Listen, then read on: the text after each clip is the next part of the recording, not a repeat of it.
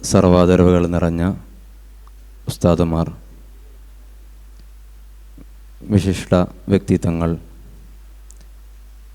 പ്രിയപ്പെട്ട സഹോദരങ്ങളെ, ശ്രോതാക്കളെ, കൺസോളിയം സർഗവസന്തത്തിൻ്റെ ഉദ്ഘാടന സംഗമത്തിലാണ് നമ്മൾ നിലകൊള്ളുന്നത്. വളരെ ആഘോഷപൂർവം നമ്മൾ നടത്തിയിരുന്ന കൺസോളിയം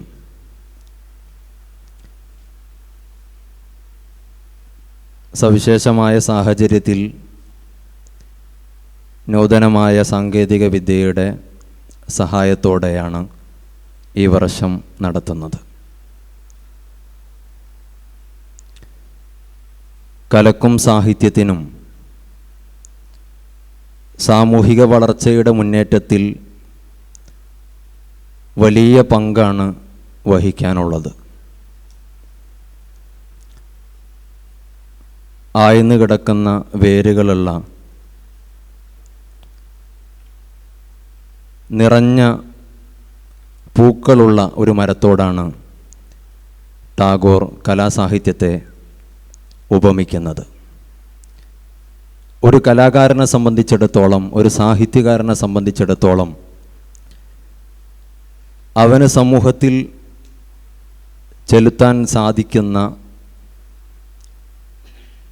വലിയ സ്വാധീനത്തെയാണ് ഈ ഉപമ നമുക്ക് കാണിച്ചു തരുന്നത്.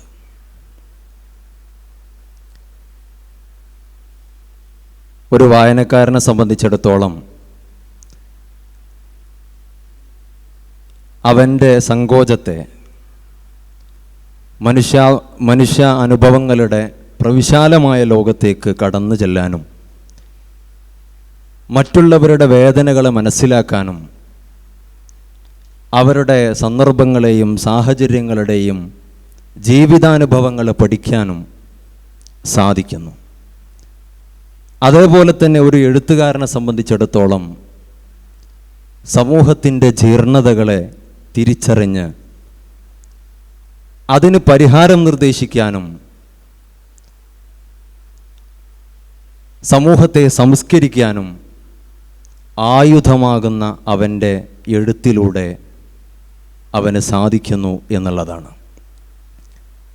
ലോക ചരിത്രത്തിൽ വ്യത്യസ്ത സന്ദർഭങ്ങൾ നമ്മൾ പരിശോധിക്കുമ്പോൾ പല വിപ്ലവങ്ങളുടെയും പോരാട്ടങ്ങളുടെയും ചാലകശക്തിയായി പ്രവർത്തിക്കാൻ എഴുത്തിനും സാഹിത്യത്തിനും കൃതികൾക്കും പ്രത്യേകിച്ച് അക്ഷരങ്ങൾക്ക് സാധിച്ചിട്ടുണ്ട് എന്നുള്ളത് യാഥാർത്ഥ്യമാണ്. പരിശുദ്ധമായ ഖുർആൻ തിന്മയുടെ ഉപാസകരായി ജീവിച്ചിരുന്ന ഒരു മനുഷ്യ സമൂഹത്തെ പരിവർത്തിപ്പിച്ച് അവരെ സംസ്കാര സമ്പന്നരായ ഒരു ജനവിഭാഗമാക്കി മാറ്റാൻ ഖുർആനിന് സാധിച്ചു എന്നുള്ളത് ചരിത്രം സാക്ഷിയാണ്. ഇതുപോലെ വ്യത്യസ്തങ്ങളായ ലിറ്ററേച്ചറുകൾ പഠിക്കുന്ന നമ്മെ സംബന്ധിച്ചിടത്തോളം ഓരോ സാഹിത്യത്തിലുമുള്ള കൃതികൾക്കും കാലങ്ങളെ അതിജീവിച്ച് ഇന്നും വായിക്കപ്പെടുന്ന ഗ്രന്ഥങ്ങളായി മാറാൻ അവർക്ക് സാധിച്ചു എന്ന് പറയുമ്പോഴാണ് അക്ഷരങ്ങളുടെ ഒരു പ്രാധാന്യം നമുക്ക് കൃത്യമായി മനസ്സിലാക്കാൻ സാധിക്കുന്നത്. മഹ്മൂദ് ദർവേഷിൻ്റെ കവിത നമ്മളെല്ലാവരും വായിച്ചവരാണ്, കേട്ടവരാണ്. പലസ്തീൻ ജനവിഭാഗത്തിൻ്റെ രോദനങ്ങളെ, അവരുടെ പ്രയാസങ്ങളെ, ആ പ്രയാസങ്ങളിലേക്ക് ലോക ശ്രദ്ധയെ ക്ഷണിക്കാൻ അദ്ദേഹത്തിൻ്റെ ചെറു കവിതയ്ക്ക് സാധിച്ചിട്ടുണ്ടെങ്കിൽ തീർച്ചയായും നമ്മുടെ ചെറിയ ഒരു ശ്രമവും സാഹിത്യ മേഖലയിൽ നമ്മൾ സൃഷ്ടിക്കുന്ന ചെറിയ ഒരു കവിതകൾക്കും പ്രഭാഷണങ്ങൾക്കും വലിയ വിപ്ലവങ്ങൾ ലോകത്ത് സൃഷ്ടിക്കാൻ സാധിക്കും എന്നുള്ളത് നമുക്ക് മനസ്സിലാക്കി തരുന്നു. അതുപോലെ തന്നെയാണ് പ്രഭാഷണം. ബഹുമാനപ്പെട്ട നബി സല്ലല്ലാഹു അലൈഹി വസല്ലമ തങ്ങളുടെ ജീവിതം പരിശോധിക്കുമ്പോൾ കുറഞ്ഞ കാലയളവിനുള്ളിൽ പ്രഭാഷണത്തിലൂടെ ഒരു ജനതയെ സംസ്കരിച്ച്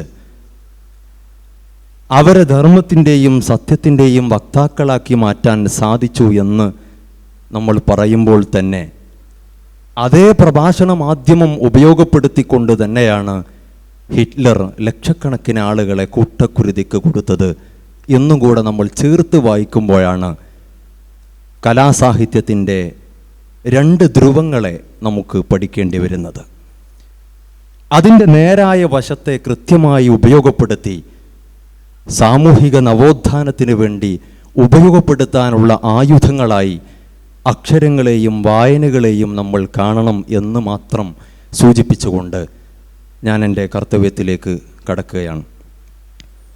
കൺസോളിയം ഉദ്ഘാടന സംഗമത്തിൽ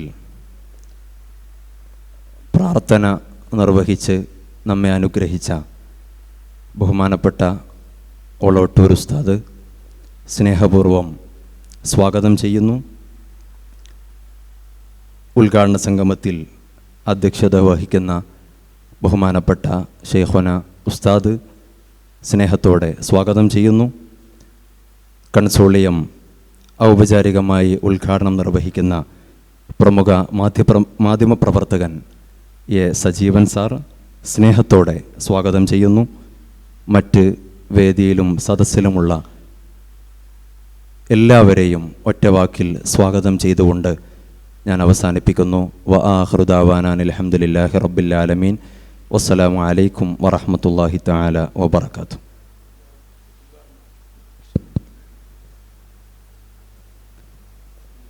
Consortium 2K20. We warmly welcome Mr. A. Sajivan sir to inaugurate the ceremony. മുതിർന്ന മാധ്യമ പ്രവർത്തകനും പ്രശസ്ത എഴുത്തുകാരനുമായ എ സജീവൻ സർ കൺസോളിയം ഉദ്ഘാടനം ചെയ്യുന്നു. ആദരങ്ങളോടെ ക്ഷണിക്കുന്നു.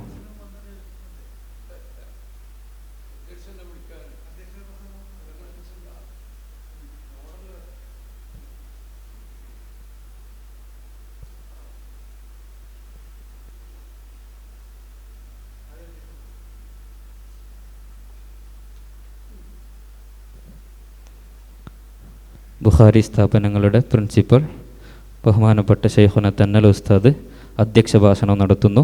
ആദരങ്ങളോടെ ക്ഷണിക്കുന്നു. അസ്സലാമു അലൈക്കും വറഹ്മത്തുള്ളാഹി വബറകാതുഹു. ബിസ്മില്ലാഹിർ റഹ്മാനിർ റഹീം. അൽഹംദുലില്ലാഹി റബ്ബിൽ ആലമീൻ. അസ്സലാത്തു വസ്സലാമു അലാ സയ്യിദിനാ മുഹമ്മദിൻ വഅലാ ആലിഹി വസഹ്ബിഹി അജ്മഈൻ. അമ്മാ ബഅദ്. أعوذ بالله من الشيطان الرجيم. بسم الله الرحمن الرحيم. ادع إلى سبيل ربك بالحكمة والموعظة الحسنة. صدق الله العلي العظيم. إن في البيان لسحرا. صدق رسول الله. നാം എല്ലാവരും പ്രതീക്ഷിക്കുന്ന നമ്മുടെ സജീവ് സാർ അവറുകൾ പത്രലോകത്ത് വളരെ അറിയപ്പെട്ട പ്രവർത്തകനാണ്.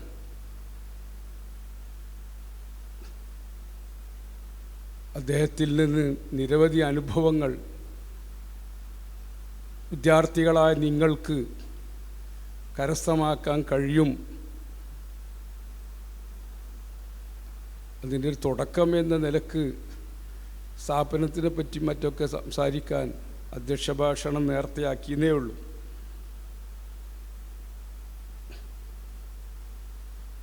ദീർഘമായൊന്നും ആമുഖ ഭാഷണത്തിലേക്ക് കടന്ന് ദീർഘിപ്പിക്കുന്നില്ല.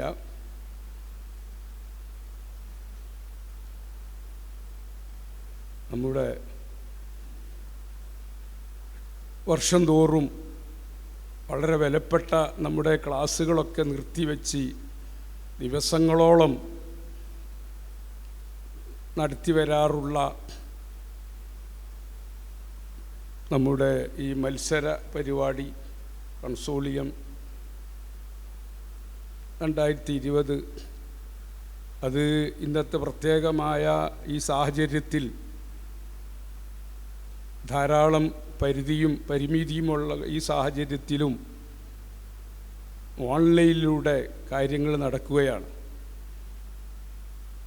ഇവിടെ അത്യാവശ്യം ചില ക്ലാസ്സിലെ വിദ്യാർത്ഥികൾ മാത്രം ആണുള്ളതെങ്കിലും നൂറുകണക്കായ വിദ്യാർത്ഥികളും അവരുടെ രക്ഷിതാക്കളും ഈ മഹത്തായ സ്ഥാപനത്തിൻ്റെ ഗുണകാംക്ഷികളായ നാട്ടിലും വിദേശത്തുമെല്ലാമുള്ള ആളുകളും ഈ പരിപാടി വീക്ഷിച്ചു കൊണ്ടിരിക്കുകയാണ്. അപ്പോൾ നമ്മുടെ ഈ മഹത്തായ സ്ഥാപനം 1988 കാലഘട്ടത്തിൽ നമ്മുടെ കരിപ്പൂർ എയർപോർട്ടിൻ്റെ ഉദ്ഘാടനം നടന്ന അതേ മാസത്തിൽ ഏപ്രിൽ മാസം 14-ാം തീയതി ആ മാസത്തിൽ തന്നെയാണ് കൊണ്ടോട്ടിയും പരിസരവും ലോക മാപ്പിലേക്ക് കടക്കുന്ന ആ സാഹചര്യത്തിൽ വൈജ്ഞാനിക മേഖലയിലും കൊണ്ടോട്ടി മേഖല ഏരിയ ലോക മാപ്പിലെത്തണം എന്ന മഹത്തായ ലക്ഷ്യത്തിൽ തന്നെ അന്ന് ഉള്ള പ്രവർത്തകന്മാർ 88 ഏപ്രിൽ മാസത്തിൽ 28-ാം തീയതിയാണെന്നാണ് എൻ്റെ ഓർമ്മ, മഹാന്മാരായ ഉന്നത വ്യക്തിത്വങ്ങൾ ആരംഭിച്ച അതുതന്നെ ബുഖാരി എന്ന പേര് ലോകപ്രശസ്ത ഹദീസ് പണ്ഡിതനായ ഇമാം ബുഖാരി റഹിമഹുല്ല, ശുദ്ധ ഖുർആൻ കഴിഞ്ഞാൽ ഏറ്റവും ലോകത്ത് ആധികാരികത്വമുള്ള ഹദീസ് ഗ്രന്ഥമാണല്ലോ സ്വഹീഹുൽ ബുഖാരി. അതിൻ്റെ രചയിതാവ് കൂടിയായ ഇമാം ബുഖാരി റഹിമഹുല്ലയുടെ സ്മാരകമായിട്ടാണ് ഈ സ്ഥാപനം മഹാനായ താജുൽ ഉലമ തങ്ങളവർകൾ ഖദ്ദസല്ലാഹു സിർറഹു മഹാനവർകൾ പേരിട്ട് തരികയും അങ്ങനെ നഴ്സറി സ്കൂൾ മുതൽ തുടങ്ങി PG വരെയുള്ള വിദ്യാഭ്യാസം ഒരേ ക്യാമ്പസിൽ തന്നെ നടത്തുന്ന ഒരു സ്ഥാപനം എന്നത് പല സ്ഥാപനങ്ങളും നമ്മുടെ കേരളത്തിലുണ്ടെങ്കിലും പല വകുപ്പുകളുമുണ്ടെങ്കിലും അതെല്ലാം ഒരേ ക്യാമ്പസിൽ വെച്ചുകൊണ്ട് നഴ്സറി ആരംഭിച്ച് ABCD ഒക്കെ പഠിച്ച് ഇംഗ്ലീഷ് ലിറ്ററേച്ചർ ഒരു MA-കാരനായിട്ടാണ് ഈ ക്യാമ്പസിൽ നിന്ന് വിദ്യാർത്ഥികളൊക്കെ പുറത്തിറങ്ങുന്നത്. അതുപോലെ തന്നെ അലിഫ് ബ എന്ന അറബിയത്ത് ആദ്യ അക്ഷരം പഠിച്ച് മുത്തവൽ എന്ന് പറയുന്ന ഏറ്റവും വലിയ പണ്ഡിത ബിരുദം ആ ബിരുദവും നേടി അതോടൊപ്പം തന്നെ 4 ഭാഷകളിൽ അറബി, ഉറുദു, ഇംഗ്ലീഷ്, മലയാളം ഈ 4 ഭാഷയിലും ഒരുപോലെ പ്രസംഗിക്കാനും എഴുതാനും ആശയവിനിമയം നടത്താനുള്ള കഴിവ് അതിനുള്ള ഡിപ്ലോമകളൊക്കെ കൈവശപ്പെടുത്തിക്കൊണ്ടാണ് വിദ്യാർത്ഥികൾ ഈ ക്യാമ്പസിൽ നിന്ന് ഇറങ്ങുന്നത്.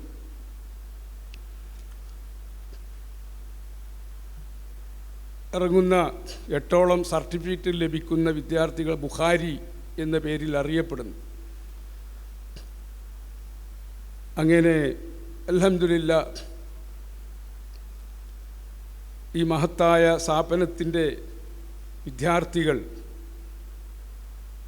കേരളത്തിലും മാത്രമല്ല ഇന്ത്യയിലെ മുഴുവൻ സ്റ്റേറ്റിലും തന്നെ അവരുടെ പ്രവർത്തനം ഇന്ന് നടന്നുകൊണ്ടിരിക്കുന്നുണ്ട്. കാശ്മീർ അടക്കമുള്ള പ്രദേശങ്ങളിലൊക്കെ ബുഖാരിയുടെ ഓഫ് ക്യാമ്പസുകൾ നടക്കുന്നുണ്ട്. 30ഓളം വരുന്ന ഇംഗ്ലീഷ് മീഡിയം സ്കൂള് ഷൗക്കത്ത് ബുഖാരിയുടെ നേതൃത്വത്തിൽ കാശ്മീരിൽ 16-17 വർഷമായി ആരംഭിച്ചു കഴിഞ്ഞിട്ട്, അതുപോലെ തന്നെ തമിഴ്നാട്ടിലും കർണാടകയിലുമൊക്കെ ഇതിൻ്റെ ഓഫ് ക്യാമ്പസുകൾ പ്രവർത്തിക്കുന്നു, പല ഭാഗങ്ങളിലുമുണ്ട്. അതെല്ലാം ഈ സ്ഥാപനത്തിൻ്റെ പഠിച്ചിറങ്ങിയതായ ഈ സ്ഥാപനത്തിൻ്റെ ഉൽപ്പന്നങ്ങൾ അവരുടെ ശ്രമഫലമായിട്ടാണ് നടന്നുകൊണ്ടിരിക്കുന്നത്. അപ്പോൾ ഇന്ത്യ രാജ്യത്ത് വൈജ്ഞാനിക മേഖലയിൽ പ്രവർത്തിക്കുക, അങ്ങനെ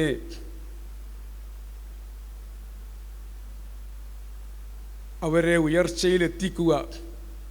അതോടൊപ്പം തന്നെ സാമ്പത്തികമായി ഹാപ്പി ഹെൽപ്പ് എന്ന പേരിൽ ഓർബിറ്റ് എന്ന് പറയുന്ന പൂർവ്വ വിദ്യാർത്ഥികളുടെ സംഘടന നമ്മുടെ പാലക്കാടിൻ്റെ കിഴക്കൻ ഭാഗത്തും മറ്റ് പല ഭാഗങ്ങളിലും അവിടുത്തെ ആളുകളെ സാമ്പത്തികമായി സഹായിച്ചു കൊണ്ടിരിക്കുന്നു. അതോടൊപ്പം തന്നെ വൈജ്ഞാനികമായി അവർക്ക് വേണ്ട വിദ്യാഭ്യാസം നൽകിക്കൊണ്ടിരിക്കുന്നു. ഇങ്ങനെ വിദ്യാഭ്യാസപരമായി ഉയർന്ന നിലപാടാണ് ഈ സ്ഥാപനത്തിൻ്റെ ഇന്നേ വരെയുള്ള ഉൽപ്പന്നങ്ങൾ ഇതിൽ നിന്ന് പഠിച്ചിറങ്ങിയ വിദ്യാർത്ഥികളിൽ കാണുന്നത്. കണ്ടാൽ ഒരു മുഴുവൻ പണ്ഡിത വേഷമാണ്. അതേ സമയത്ത് അവരൊക്കെ ഇംഗ്ലീഷ് ലിറ്ററേച്ചറിൽ MA പാസ്സായവരും അതിൻ്റെ ശേഷം PhD എടുക്കുന്നവരും ആ കൂട്ടത്തിലുണ്ട്. അതൊക്കെ ഒരു കാലഘട്ടത്തിൻ്റെ ആവശ്യമാണ്. സുപ്രഭാതത്തിൻ്റെ എഡിറ്റർ കൂടിയായ സാറിനെ ഞാൻ പ്രത്യേകമായി അത് ഉണർത്തുകയാണ്. ഒരു കാലത്ത് സാറിനറിയാം, നിങ്ങളുടെ നാട്ടുകാരനായ അയൽവാസിയ ബഷീർ, ബഷീറിൻ്റെ നാട്ടുകാരനായ അയൽവാസിയാണ്. ഏത് ബഷീർ? വൈക്കം മുഹമ്മദ് ബഷീർ സാർ. അവിടെ നിന്നൊക്കെ പ്രചോദനം ഉൾക്കൊണ്ടിട്ട് തന്നെയാണ് സാറ് ഉയർന്ന നിലവാരത്തിൽ ആയിട്ടുള്ളത് എന്ന് നേരത്തെ അനുസ്മരിക്കുകയുണ്ടായി. ആ കുടുംബത്തോടുള്ള അഭേദ്യമായ ബന്ധമൊക്കെ. ഏതായിരുന്നാലും നമ്മുടെ പഴയ കാലത്തൊക്കെ, ഞാനൊക്കെ ഈ മേഖലയിൽ വരുന്ന കാലത്ത് ഇങ്ങനെ പണ്ഡിതന്മാർ അവരെ വഴിക്ക് അങ്ങനെ പോകുന്നു. ഇസ്ലാമികമായ നല്ല അറിവും ഫത്വക്കൊക്കെ കഴിവുള്ളവരാണ്. വേറെയുള്ള ഒരു വിഭാഗം വേറെ വഴിക്ക് പോകുന്നു. ഇങ്ങനെ ഒരു അവസ്ഥയായിരുന്നു എൻ്റെ ചെറുപ്പകാലങ്ങളിലൊക്കെ ഉണ്ടായിരുന്നു. 2 വിദ്യാഭ്യാസം നൽകി, സമന്വയ വിദ്യാഭ്യാസം നൽകി ലോകത്തോട് പ്രസംഗിക്കാനും ലോകത്തിൻ്റെ മുന്നിൽ കാര്യങ്ങൾ ഇടപെട്ട് സംസാരിക്കാനൊക്കെ ഉള്ളൊരു തലമുറ ഉണ്ടായിരുന്നില്ല എന്നുള്ളൊരു വസ്തുതയായിരുന്നു. ആ വസ്തുതക്ക് ഒരു പരിഹാരം കണ്ടുകൊണ്ടാണ് ഇന്ത്യ രാജ്യത്ത് തന്നെ വലിയ വിദ്യാഭ്യാസ വിപ്ലവകാരിയായ കാന്തപുരം ഉസ്താദ് അവർകൾ, കാന്തപുരം ഉസ്താദിൻ്റെ നേതൃത്വത്തിലുള്ള സ്ഥാപനമാണ്. അദ്ദേഹത്തിൻ്റെ ഒരു ആഗ്രഹമായിരുന്നു പണ്ഡിതന്മാരൊക്കെ നല്ല ഭൗതിക വിദ്യാഭ്യാസമുള്ളവരാണ്, ഏത് മേഖലയിലും അവർക്ക് കയറി ചെന്നുകൊണ്ട് ഇടപെടാൻ കഴിയുന്നവരാകണമെന്ന് അദ്ദേഹത്തിൻ്റെ ഒരു ആഗ്രഹമായിരുന്നു. അതിനു വേണ്ടിയാണ് 30 വർഷത്തോളമായി ഈ സ്ഥാപനം അദ്ദേഹമാണ് ഇപ്പോൾ അതിൻ്റെ അന്നും ഇന്നും അതിൻ്റെ മുഖ്യ രക്ഷാധികാരി അദ്ദേഹമാണ്. അതൊരാവശ്യമാണ്. ബുദ്ധിയുള്ള മുഴുവൻ ആളുകൾക്കും അത് മനസ്സിലാകുന്ന ഒരു വസ്തുതയാണ്. എന്നല്ലാതെ പണ്ഡിതന്മാർ ഇവിടുത്തെ രാഷ്ട്രീയക്കാരെ മുന്നിലോ അല്ലെങ്കിൽ പൈസക്കാരെ മുന്നിലോ 2ാം കട പൗരന്മാരായി അവരെ കീഴിൽ ഒതുങ്ങി നിൽക്കേണ്ടവരല്ല. ഉലമാ വറസത്തുൽ അംബിയാ, അമ്പിയാക്കന്മാരുടെ അനന്തരാവകാശികളാണ് പണ്ഡിതന്മാരെന്ന് നബി സല്ലല്ലാഹു അലൈഹി വസല്ലം പ്രവാചക വചനമാണത്.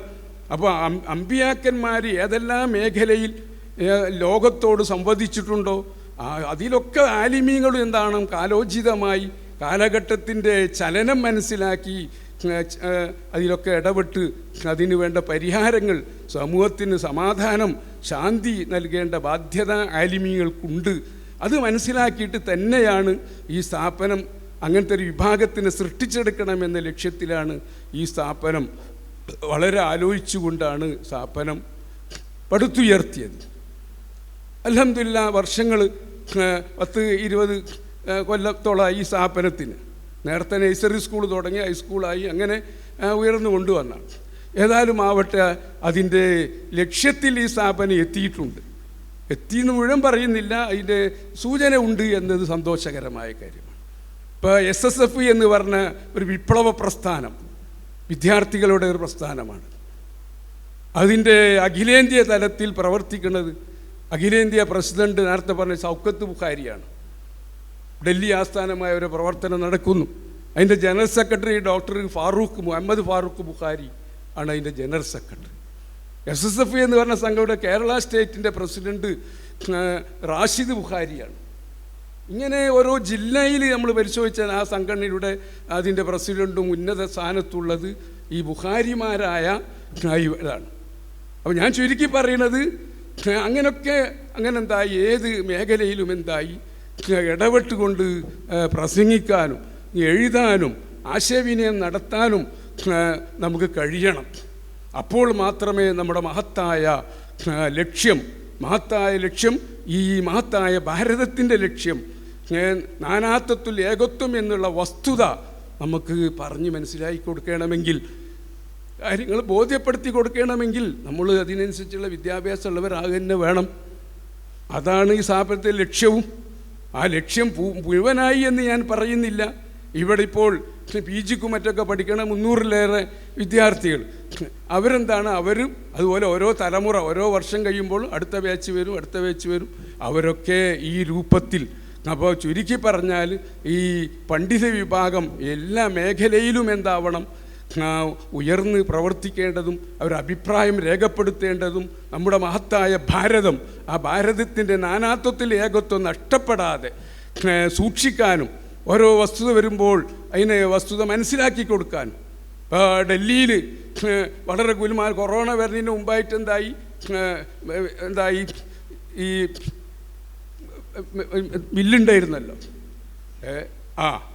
ആ ബില്ലിന് എതിരിലെന്തായി, നമ്മുടെ ബുഖാരി വിദ്യാർത്ഥികൾ അവിടെ എന്താണ് പ്രധാനമന്ത്രിയുടെ മൂക്കിൻ്റെ മുന്നിൽ വെച്ചുകൊണ്ട് അതിൻ്റെ വസ്തുത, അതിൻ്റെ ഗുണവും ദോഷവും പറഞ്ഞ് മനസ്സിലാക്കാൻ, ഉഗ്രമായി പ്രസംഗം ചെയ്യാൻ അവിടെ ജാമിയ മില്ലയിലെ ഇവിടുത്തെ വിദ്യാർത്ഥി കൂടിയ ജാമിയ മില്ലയിലെ നമ്മുടെ അബ്ദുറഹ്മാൻ കുളപ്പുറം അവിടുന്ന് ചൂണ്ടിക്കാട്ടിയ വസ്തുത അന്ന് ഇവിടുത്തെ TV-യും പത്രങ്ങളും വിദേശ പത്രങ്ങളടക്കം ആ പ്രസംഗത്തിൻ്റെ പ്രസക്ത ഭാഗങ്ങൾ പ്രസിദ്ധീകരിച്ചിരുന്നു.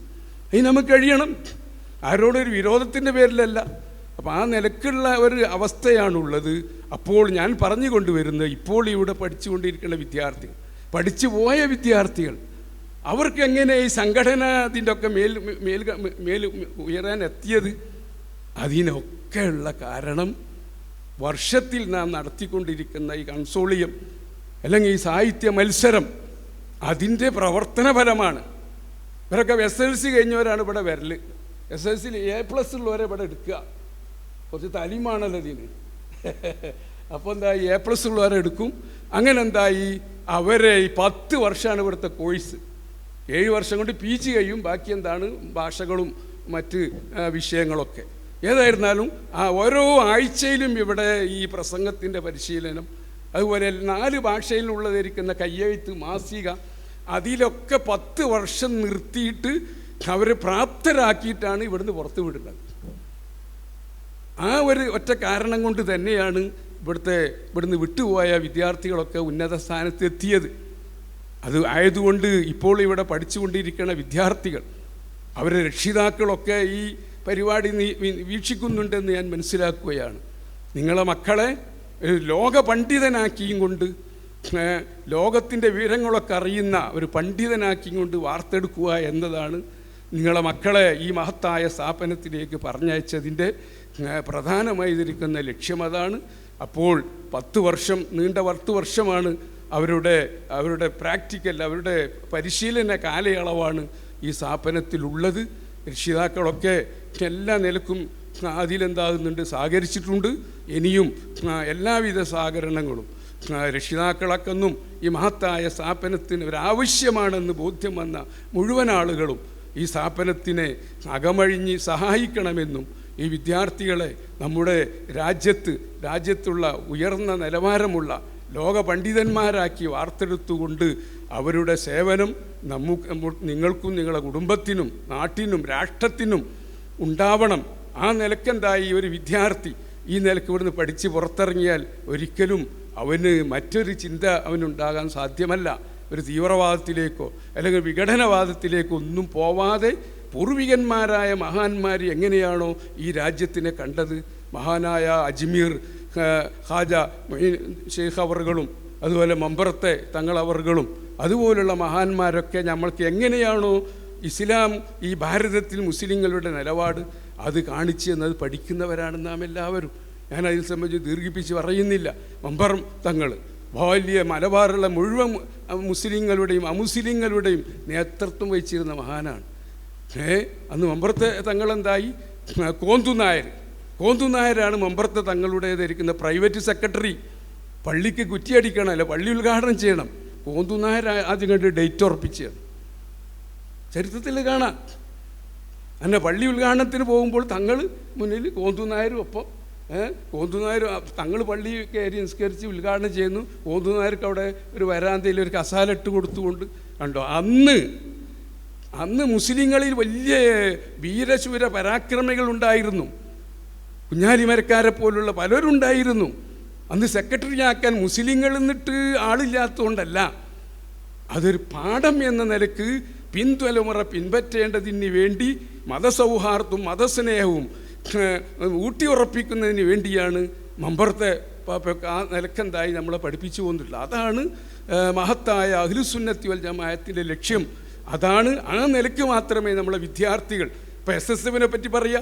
1973 SSF രൂപീകരിച്ചത്. ഞാനൊക്കെ ജാമിയ നൂരിയിൽ ഫൈനൽ വിദ്യാർത്ഥി ആ സമയത്താണ് അതിൻ്റെ രൂപീകരണം ഉണ്ടായത്. ഈ 45-50 വർഷമായിട്ട് SSFൽ പ്രവർത്തിയ ഒരു കുട്ടിയെയും ഇന്നേ വരെ തീവ്രവാദത്തിൻ്റെ പേരിൽ പിടിക്കപ്പെട്ടിട്ടില്ല. അവിടുത്തെ ബുദ്ധിയുള്ളവർ മനസ്സിലാക്കേണ്ട ഒരു യാഥാർത്ഥ്യമാണ്. ഉണ്ടോ? ആ തീവ്രവാദിയായതിൻ്റെ മേലിൽ അവൻ അറസ്റ്റ് ചെയ്യുകയോ അവൻ്റെ മേലിൽ കേസ് ചുമത്തുകയോ ഉണ്ടായിട്ടില്ല. എന്താണ്? മഹാന്മാരായ പണ്ഡിതന്മാരുടെ നേതൃത്വത്തിൽ ആത്മീയതയോടുള്ളതിരിക്കുന്ന ഒരു ശിക്ഷണമാണ് അതിൻ്റെ വിദ്യാർത്ഥികൾക്കുള്ളത്. പല സംഘടനകളും നിരോധിക്കപ്പെട്ടത് തന്നെ ഉണ്ട്. ഞാൻ എടുത്തു പറയുന്നില്ല. സിമി ഓലോത്തൊക്കെ എന്തായി വർഗീയതിൻ്റെ പേരിൽ എന്താണ് നിരോധിക്കപ്പെടുക തന്നെ ചെയ്തിട്ടുണ്ട്. അത് ഇല്ലാത്ത ഇതിൻ്റെ പേരിലാണ്. ആയതുകൊണ്ട് ഞാൻ ചുരുക്കുകയാണ്. സാറിൻ്റെ കാര്യമാത്ര പ്രസക്തമായ പ്രഭാഷണമാണ് ഞങ്ങൾ പ്രതീക്ഷിക്കുന്നത്. ആയതുകൊണ്ട് ആമുഖ ഭാഷണം നിർത്തി. ഇനിയും എന്തുണ്ട്, അധ്യക്ഷന് വേറെ വേദിയുണ്ടല്ലോ. ആയതുകൊണ്ട് സജീവൻ സാർ അവർകൾ ഇതിൻ്റെ മഹത്തായ ഔപചാരിക ഉദ്ഘാടനത്തിന് വേണ്ടി ക്ഷണിക്കുകയാണ്. Shukran. Now I invite our guest of honor, A. Sajeevan Sir, eminent writer with extensive years of experience in the field of journalism in Malayalam dailies, including Kerala Kaumudi, Kala Kaumudi, and Mangalam. Currently, he serves as the executive editor of Suprabhadam Daily. He has also bagged a number of awards in the field of media and journalism, most notably S.K. Pattakar Award and Kerala State Government Journalism Award. With great honor, on behalf of Consortium 2020 Committee, I invite A. Sajeevan Sir to inaugurate Consortium 2020. Please, sir.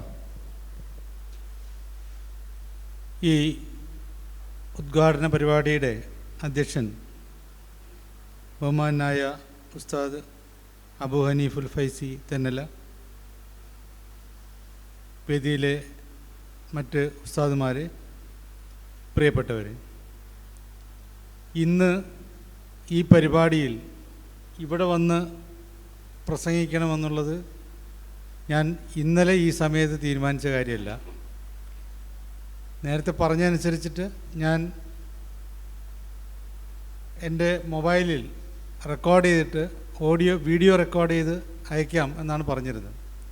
വേറൊന്നും കൊണ്ടല്ല, കഴിഞ്ഞ ഈ നമ്മുടെ corona ഇവിടെ പിടിപെട്ട മുതൽ പോക്ക് കുറവാണ്. ദൂരേക്കൊന്നും പോകാറില്ല. പ്രസംഗ പരിപാടികൾ, പൊതുപരിപാടികൾ തന്നെ നമുക്ക് കുറവായതുകൊണ്ട് പുറത്ത് പോയിട്ട് സംസാരിക്കാറില്ല. ആദ്യത്തെ പരിപാടികളിൽ ഇതിനിടെ 2 പോയിട്ടുണ്ട്. അതൊക്കെ കോഴിക്കോട് നടന്ന പരിപാടികളായിരുന്നു. പക്ഷെ ഇന്നലെ വൈകുന്നേരം രാത്രി എനിക്ക് തോന്നി അതൊരു ഇവിടെ കുറേ ആളുകളോട് സംസാരിക്കുമ്പോൾ ആളുകളുടെ മുഖം കണ്ട് സംസാരിക്കുക എന്ന് പറയുന്നൊരു സുഖമുള്ള കാര്യമാണ്. മാത്രമല്ല, ഇന്നലെ രാവിലെ 7 മണി മുതൽ രാത്രി ഒരു 10 മണി വരെ, ഏതാണ്ട് 8 മണി വരെ ഈ ക്യാമറയ്ക്ക് മുന്നിൽ മാത്രം സംസാരിച്ചുകൊണ്ടിരിക്കുകയായിരുന്നു. ചാനലുകളിൽ ഇന്നലെ നമുക്കറിയാമല്ലോ, ഇന്നലത്തെ വിശേഷം അറിയാമല്ലോ, തിരഞ്ഞെടുപ്പാണ്. അപ്പോൾ തിരഞ്ഞെടുപ്പ് അവലോകനങ്ങളായിട്ട് ആകെയുള്ള നമ്മുടെ മുമ്പിൽ ക്യാമറയാണ്. ആരോടാണ് സംസാരിക്കുന്നതെന്ന് അറിയാതെ സംസാരിക്കാൻ പറ്റും, കുഴപ്പമില്ല.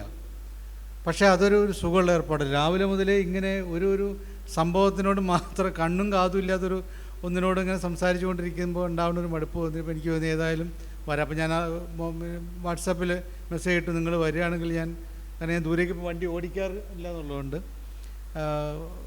വരികയാണെങ്കിൽ വരാമെന്നാണ്. കൂടെ തന്നെ അവർ തയ്യാറായി എന്നുള്ളത്, നിങ്ങളുടെ പ്രതിനിധികൾ തന്നെ തയ്യാറായി എന്നുള്ളത് സന്തോഷമുള്ള കാര്യമാണ്. ഇവിടെ ഉസ്താദ് ഇവിടെ പറഞ്ഞ പോലെ ഞങ്ങളിവിടെ വരുമ്പോൾ പറഞ്ഞുകൊണ്ടിരുന്നത് ഒരു സാഹിത്യകാരനെ കുറിച്ചാണ്. മലയാളത്തിലെ എക്കാലത്തും ഓർക്കപ്പെടേണ്ട ഏറ്റവും മനുഷ്യപ്പറ്റുള്ള സാഹിത്യകാരനായിട്ടുള്ള വൈക്കം മുഹമ്മദ് ബഷീർ. അത് പറയുന്നതിന് തൊട്ട് മുമ്പേ, ഞങ്ങൾ ഇങ്ങോട്ട് വരുന്നതിന് തൊട്ട് മുമ്പെയാണ് അനീസ് എന്നെ വിളിക്കുന്നത്. വൈക്കം മുഹമ്മദ് ബഷീറിൻ്റെ മകൻ. ഞങ്ങൾ ഫോണിൽ സംസാരിച്ചുകൊണ്ടിരിക്കുന്നത്. എനിക്ക് ഏറ്റവും ബന്ധമുള്ള ഒരു കുടുംബമാണ്. ഞാൻ അദ്ദേഹത്തിൻ്റെ പേരിവിടെ പറയാൻ കാരണം, നിങ്ങളിവിടെ എന്നോട് സംസാരിക്കാൻ പറഞ്ഞത് ഈ പരിപാടിയുടെ സാഹിത്യ പരിപാടിയാണ്. നിങ്ങളെല്ലാവരും എഴുത്തുകാരാവാൻ ആഗ്രഹിക്കുന്നവരാണ്. എല്ലാവരും സാഹിത്യം പഠിക്കുന്ന ആളുകളും പഠിച്ചിട്ടുള്ള ആളുകളുമാണ്. സാഹിത്യം എന്നതിന് രണ്ട് രീതിയിൽ, ഇവിടെ സ്വാഗത പ്രസംഗത്തിൽ പറഞ്ഞ പോലെ 2 രീതിയിൽ ഭാഷയെയും സാഹിത്യത്തെയും ഉപയോഗിക്കാം. ആളുകളെ നേർവഴിക്ക് നയിക്കാൻ ഉപയോഗിക്കാം, അതോടൊപ്പം തന്നെ ആളുകളെ ചീത്ത വഴിക്ക് നയിക്കാൻ ഉപയോഗിക്കാം. ഇത് രണ്ടും ചെയ്ത ധാരാളം സാഹിത്യകാരന്മാരുണ്ട്.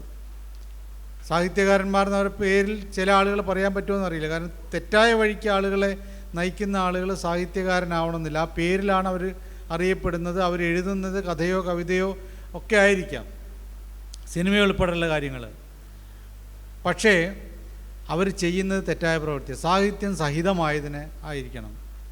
ഭാഷയെയും തങ്ങൾ പറയുന്ന ആശയത്തെയും സഹിതമായ രൂപത്തിൽ ഉപയോഗിക്കാൻ കഴിയുന്നത് ആളുകൾ, അങ്ങനെ ചെയ്യുന്ന ആളുകളാണ് സാഹിത്യകാരന്മാർ. അങ്ങനെ ചെയ്യുന്ന സംവിധാനമാണ്, അല്ലെങ്കിൽ ആ മാധ്യമമാണ് സാഹിത്യം എന്ന് പറയുന്നത്. അത് നിങ്ങൾക്ക് പദ്യത്തിലാവാം, ഗദ്യത്തിലാവാം, ഏത് രീതിയിലും ആവാം, സംസാരത്തിലും ആകാം.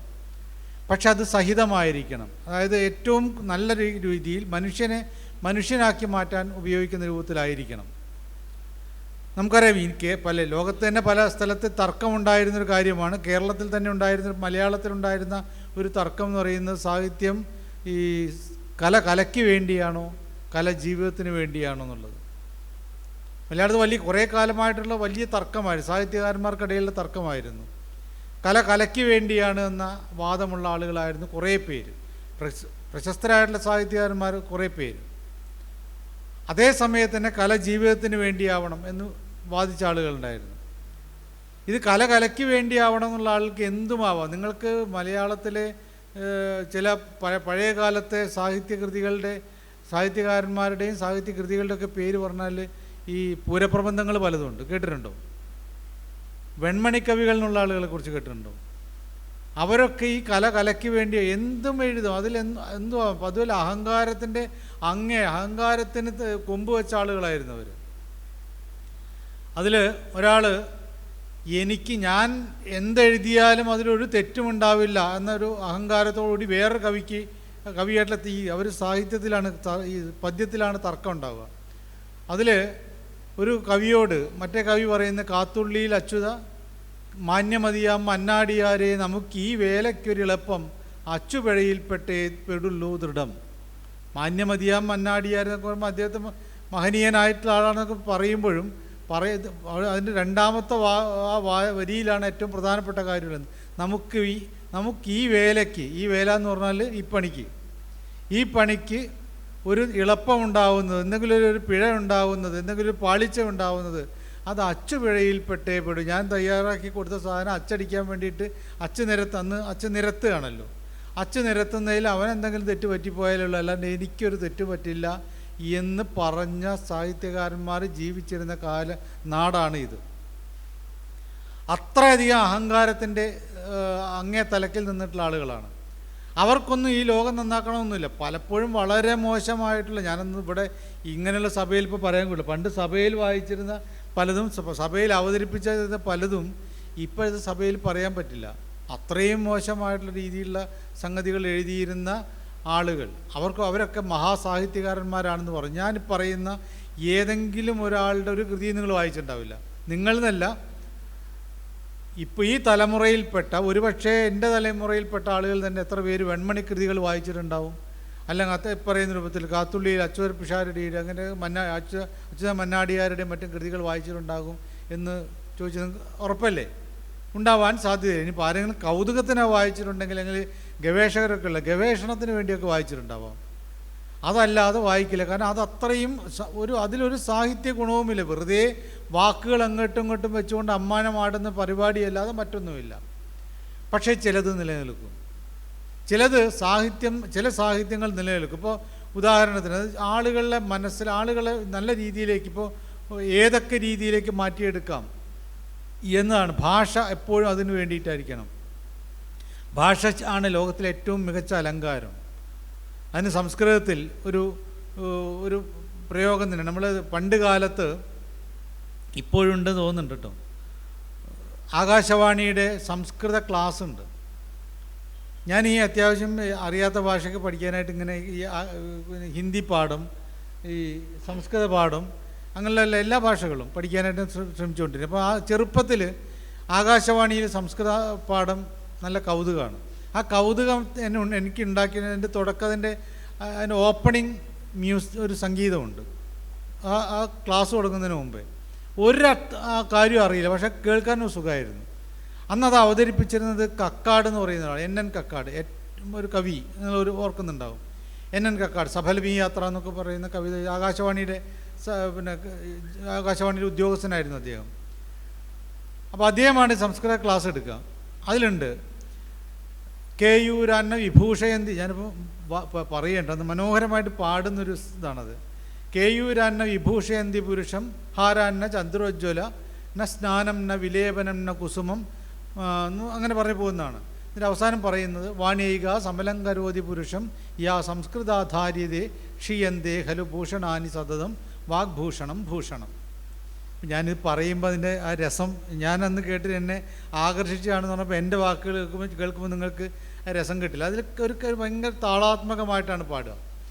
അപ്പം അതിലുള്ളൊരു പ്രധാനപ്പെട്ട കാര്യം എന്ന് പറയുന്നത് ഇതിൽ പറയുന്നത് ഇതാണ്: വേറെ ഒന്നും നിങ്ങൾക്ക് അലങ്കാരമല്ല.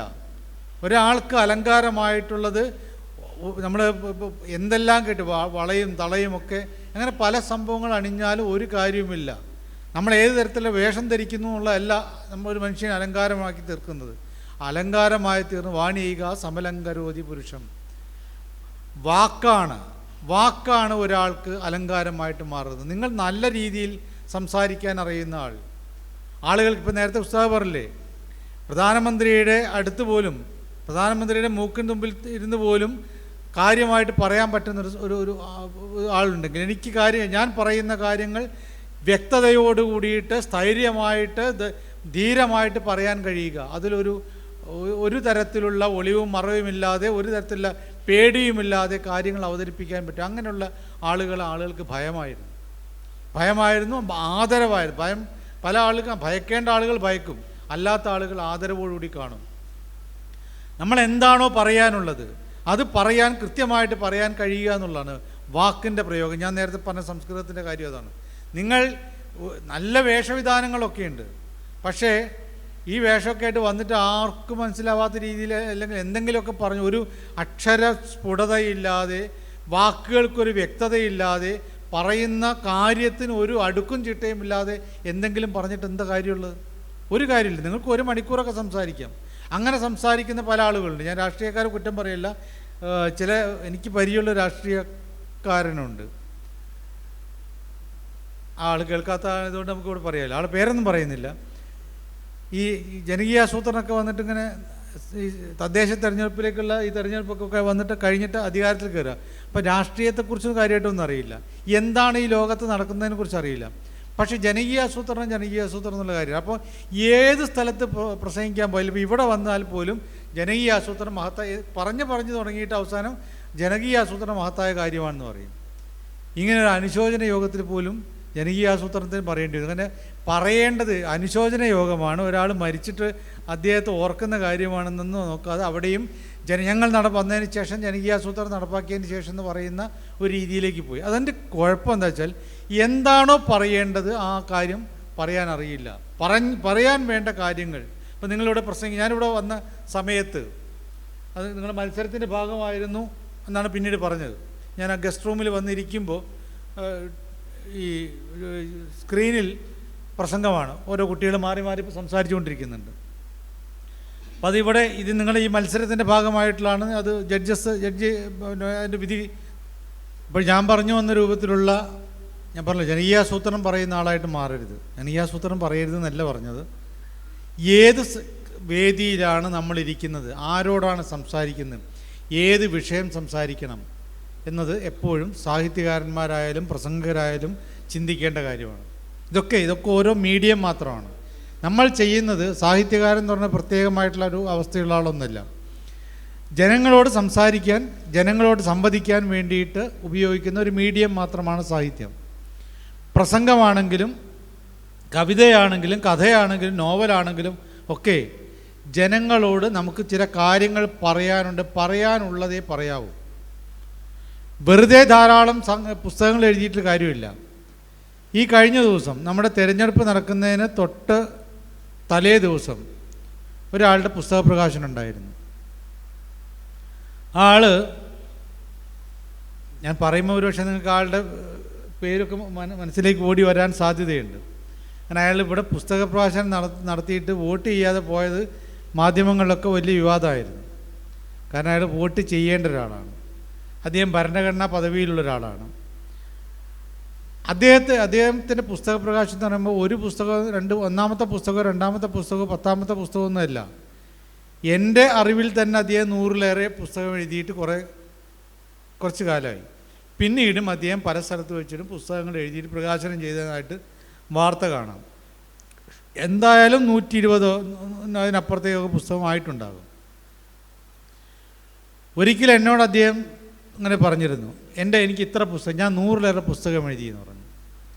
ഞാൻ ചോദിച്ചാൽ എത്ര ആളുകൾ വായിച്ചിട്ടുണ്ടാവും? അദ്ദേഹം പലപ്പോഴും എന്നോട് സൗഹൃദമുള്ളതുകൊണ്ട് കുറേ പുസ്തകങ്ങളൊക്കെ എനിക്ക് അയച്ചു തന്നിരുന്നു. നമ്മൾ അത് അങ്ങനെ 100-ലേറെയോ പുസ്തകങ്ങൾ എഴുതിയിട്ടോ അത്ര ധാരാളം വേദികളിൽ പ്രസംഗിച്ചത് കൊണ്ടോ നിങ്ങൾ സാഹിത്യം എഴുതിയിട്ട് പലതിലും പ്രസിദ്ധീകരിച്ചുകൊണ്ടോ കാര്യമില്ല. ജനങ്ങളെ എത്രമാത്രം മാറ്റി, ജനങ്ങൾ വായിക്കുന്ന എത്ര പുസ്തകമുണ്ട്? ഒന്ന് മതി. ഒരു പുസ്തകത്തിലൂടെ നിങ്ങൾക്ക് ഒരാളെയെങ്കിലും മാറ്റിമറിക്കാൻ കഴിഞ്ഞുവെങ്കിൽ, മാറ്റിമറിക്കുക എന്ന് പറഞ്ഞാൽ നെഗറ്റീവായിട്ടല്ല, പോസിറ്റീവായിട്ട് ഒരു നല്ല മനുഷ്യനാക്കി മാറ്റുക എന്നുള്ള കർത്തവ്യമുണ്ടല്ലോ. നല്ല മനുഷ്യനാക്കി മാറ്റുക എന്ന് പറഞ്ഞാൽ ഏറ്റവും പ്രധാനപ്പെട്ട കർത്തവ്യം. അങ്ങനെ ഒരാളിലെങ്കിലും മാറ്റം വരുത്താൻ പറ്റിയിട്ടുണ്ട്, അതാണ് ഏറ്റവും പ്രധാനപ്പെട്ടത്. ഇപ്പം ഞാനും കുറച്ച് പുസ്തകങ്ങൾ എഴുതിയിട്ടുണ്ട്. അതിൽ എനിക്ക് ഏറ്റവും കൂടുതൽ ഇഷ്ടപ്പെട്ട പുസ്തകം ഏതാണെന്ന് ചോദിച്ചാൽ, ഞാൻ സാധാരണ രീതിയിൽ സാഹിത്യത്തെക്കുറിച്ചുള്ള പുസ്തകങ്ങൾ മറ്റു പല ഇതൊക്കെ എഴുതിയിട്ടുണ്ട്. പക്ഷെ എനിക്ക് ഏറ്റവും പ്രിയപ്പെട്ട പുസ്തകം ഞാൻ ഇസ്ലാമിനെക്കുറിച്ച് എഴുതിയതാണ്. ഒരു അമുസ്ലിമിൻ്റെ പ്രിയപ്പെട്ട ഇസ്ലാം എന്ന പേരിൽ ഞാൻ പുസ്തകം എഴുതിയിട്ടുണ്ട്. അപ്പോൾ നിങ്ങൾ വിചാരിക്കും ഞാൻ ഇപ്പോൾ ജോലി ചെയ്യുന്ന സ്ഥാപനത്തിൽ സുപ്രഭാതത്തിൽ വന്നതിന് ശേഷം എഴുതിയതാണെന്നുള്ളത്, അവരെ പ്രീണിപ്പിക്കാൻ വേണ്ടി എഴുതിയതാണെന്ന് ഒരു ധാരണ. അതല്ല. ആ പുസ്തകം ഞാൻ എഴുതുന്നത് കോട്ടയത്ത് മംഗളം പത്രത്തിൽ വർക്ക് ചെയ്യുമ്പോഴാണ്. ആ സമയത്ത് എഴുതാൻ കാരണം വെച്ചാൽ അതിന് മുമ്പേ തന്നെ മനസ്സിൽ വന്നൊരാശയം പ്രശ്നമായിരുന്നത്, അതായത് ബാബരി മസ്ജിദ് തകർക്കപ്പെടുന്നതിന് മുമ്പേ തന്നെ ഈ പറയുന്ന രൂപത്തിൽ അദ്വാനിയുടെയും മറ്റും നേതൃത്വത്തിൽ രഥയാത്ര നടക്കുന്നു. അപ്പോഴേക്കും ഏതാണ്ട് ഇവിടെയുള്ള മുസ്ലിങ്ങൾക്കെതിരെയുള്ള ഒരു വലിയ പ്രചരണം നടന്നുകൊണ്ടിരിക്കുകയാണ്. ആ പ്രചരണത്തിൻ്റെ കാതൽ എന്ന് പറയുന്നത് മുസ്ലിങ്ങളെല്ലാവരും തീവ്രവാദികളാണ്, മുസ്ലിങ്ങൾ തീവ്രവാദികളാണ് എന്ന രീതിയിലുള്ള പ്രചരണം ചെറിയ രൂപത്തിൽ തുടങ്ങിയിട്ട് പിന്നീട് അത് വരുന്നു. ബാബരി മസ്ജിദ് തകർത്തതിന് ശേഷം അത് കൊടുമ്പിരിക്കൊള്ളുകയാണ്. ഇന്ത്യയുടെ മൊത്തം വിധി മാറ്റി തീർത്ത, ഇന്ത്യയുടെ മൊത്തം രാഷ്ട്രീയ ചരിത്രത്തിലും സാമൂഹിക ചരിത്രത്തിലും എല്ലാം മാറ്റം വരുത്തിയിട്ടുള്ള ഒന്നാണല്ലോ ഈ ബാബരി മസ്ജിദ് തകർച്ച. അതിനുശേഷമാണ് ഇവിടെ മതസ്പർദ്ധയുണ്ടാക്കിയിട്ട് അധികാരം പിടിച്ചെടുക്കുന്നൊരു ഘട്ടത്തിലേക്ക് പോകുന്നത്. അതിന് ഏറ്റവും കൂടുതൽ ഒരു പള്ളി തകർത്തു എന്നുള്ളതല്ല, മാത്രമായിരുന്നില്ല അതിലെ പ്രശ്നം. അതോടൊപ്പം അതിന് മുൻപേ തന്നെ തുടങ്ങിയിട്ട് ആ സമയത്തും അത് കഴിഞ്ഞും ഉണ്ടാക്കിയിട്ടുള്ള മതവൈര്യമുണ്ടാക്കലായിരുന്നു. അത് ഉണ്ടാക്കി തീർക്കുന്നത് തകർത്ത ആളുകൾ അവർ വർഗീയവാദികളാണെന്നുള്ള അവർ പ്രചരിപ്പിക്കുന്നതിനേക്കാൾ അവർ പറയുന്നത് ഇതാ മറ്റവൻ കുഴപ്പക്കാരനാണ്, ഇവർ ഇന്ത്യയെ തകർക്കാൻ ശ്രമിക്കുന്നതാണെന്നുള്ള രീതിയിൽ ആകെ മുസ്ലിങ്ങൾക്കിടയിൽ പ്രശ്നം വരുന്നു. രണ്ടാമത്തെ പ്രശ്നം എന്ന് പറയുന്നത് അമേരിക്കയിലെ ട്വിൻ ടവർ ആക്രമണം, ഇരട്ട ടവറിൻ്റെ ആക്രമണത്തിന് ശേഷം ലോകത്തിൽ മുഴുവൻ ഈ തരത്തിലുള്ള പ്രചരണത്തിലേക്ക് വരുന്നു. ഇപ്പം എന്നെപ്പോലെ ഒരു അമുസ്ലിമായിട്ടൊരാളുടെ മനസ്സിലേക്ക് വരുന്ന ചിത്രങ്ങൾ ഇതാണ്. ധാരാളം ആളുകളുടെ മനസ്സിലേക്ക് മുസ്ലിങ്ങൾ തീവ്രവാദികളാണ്.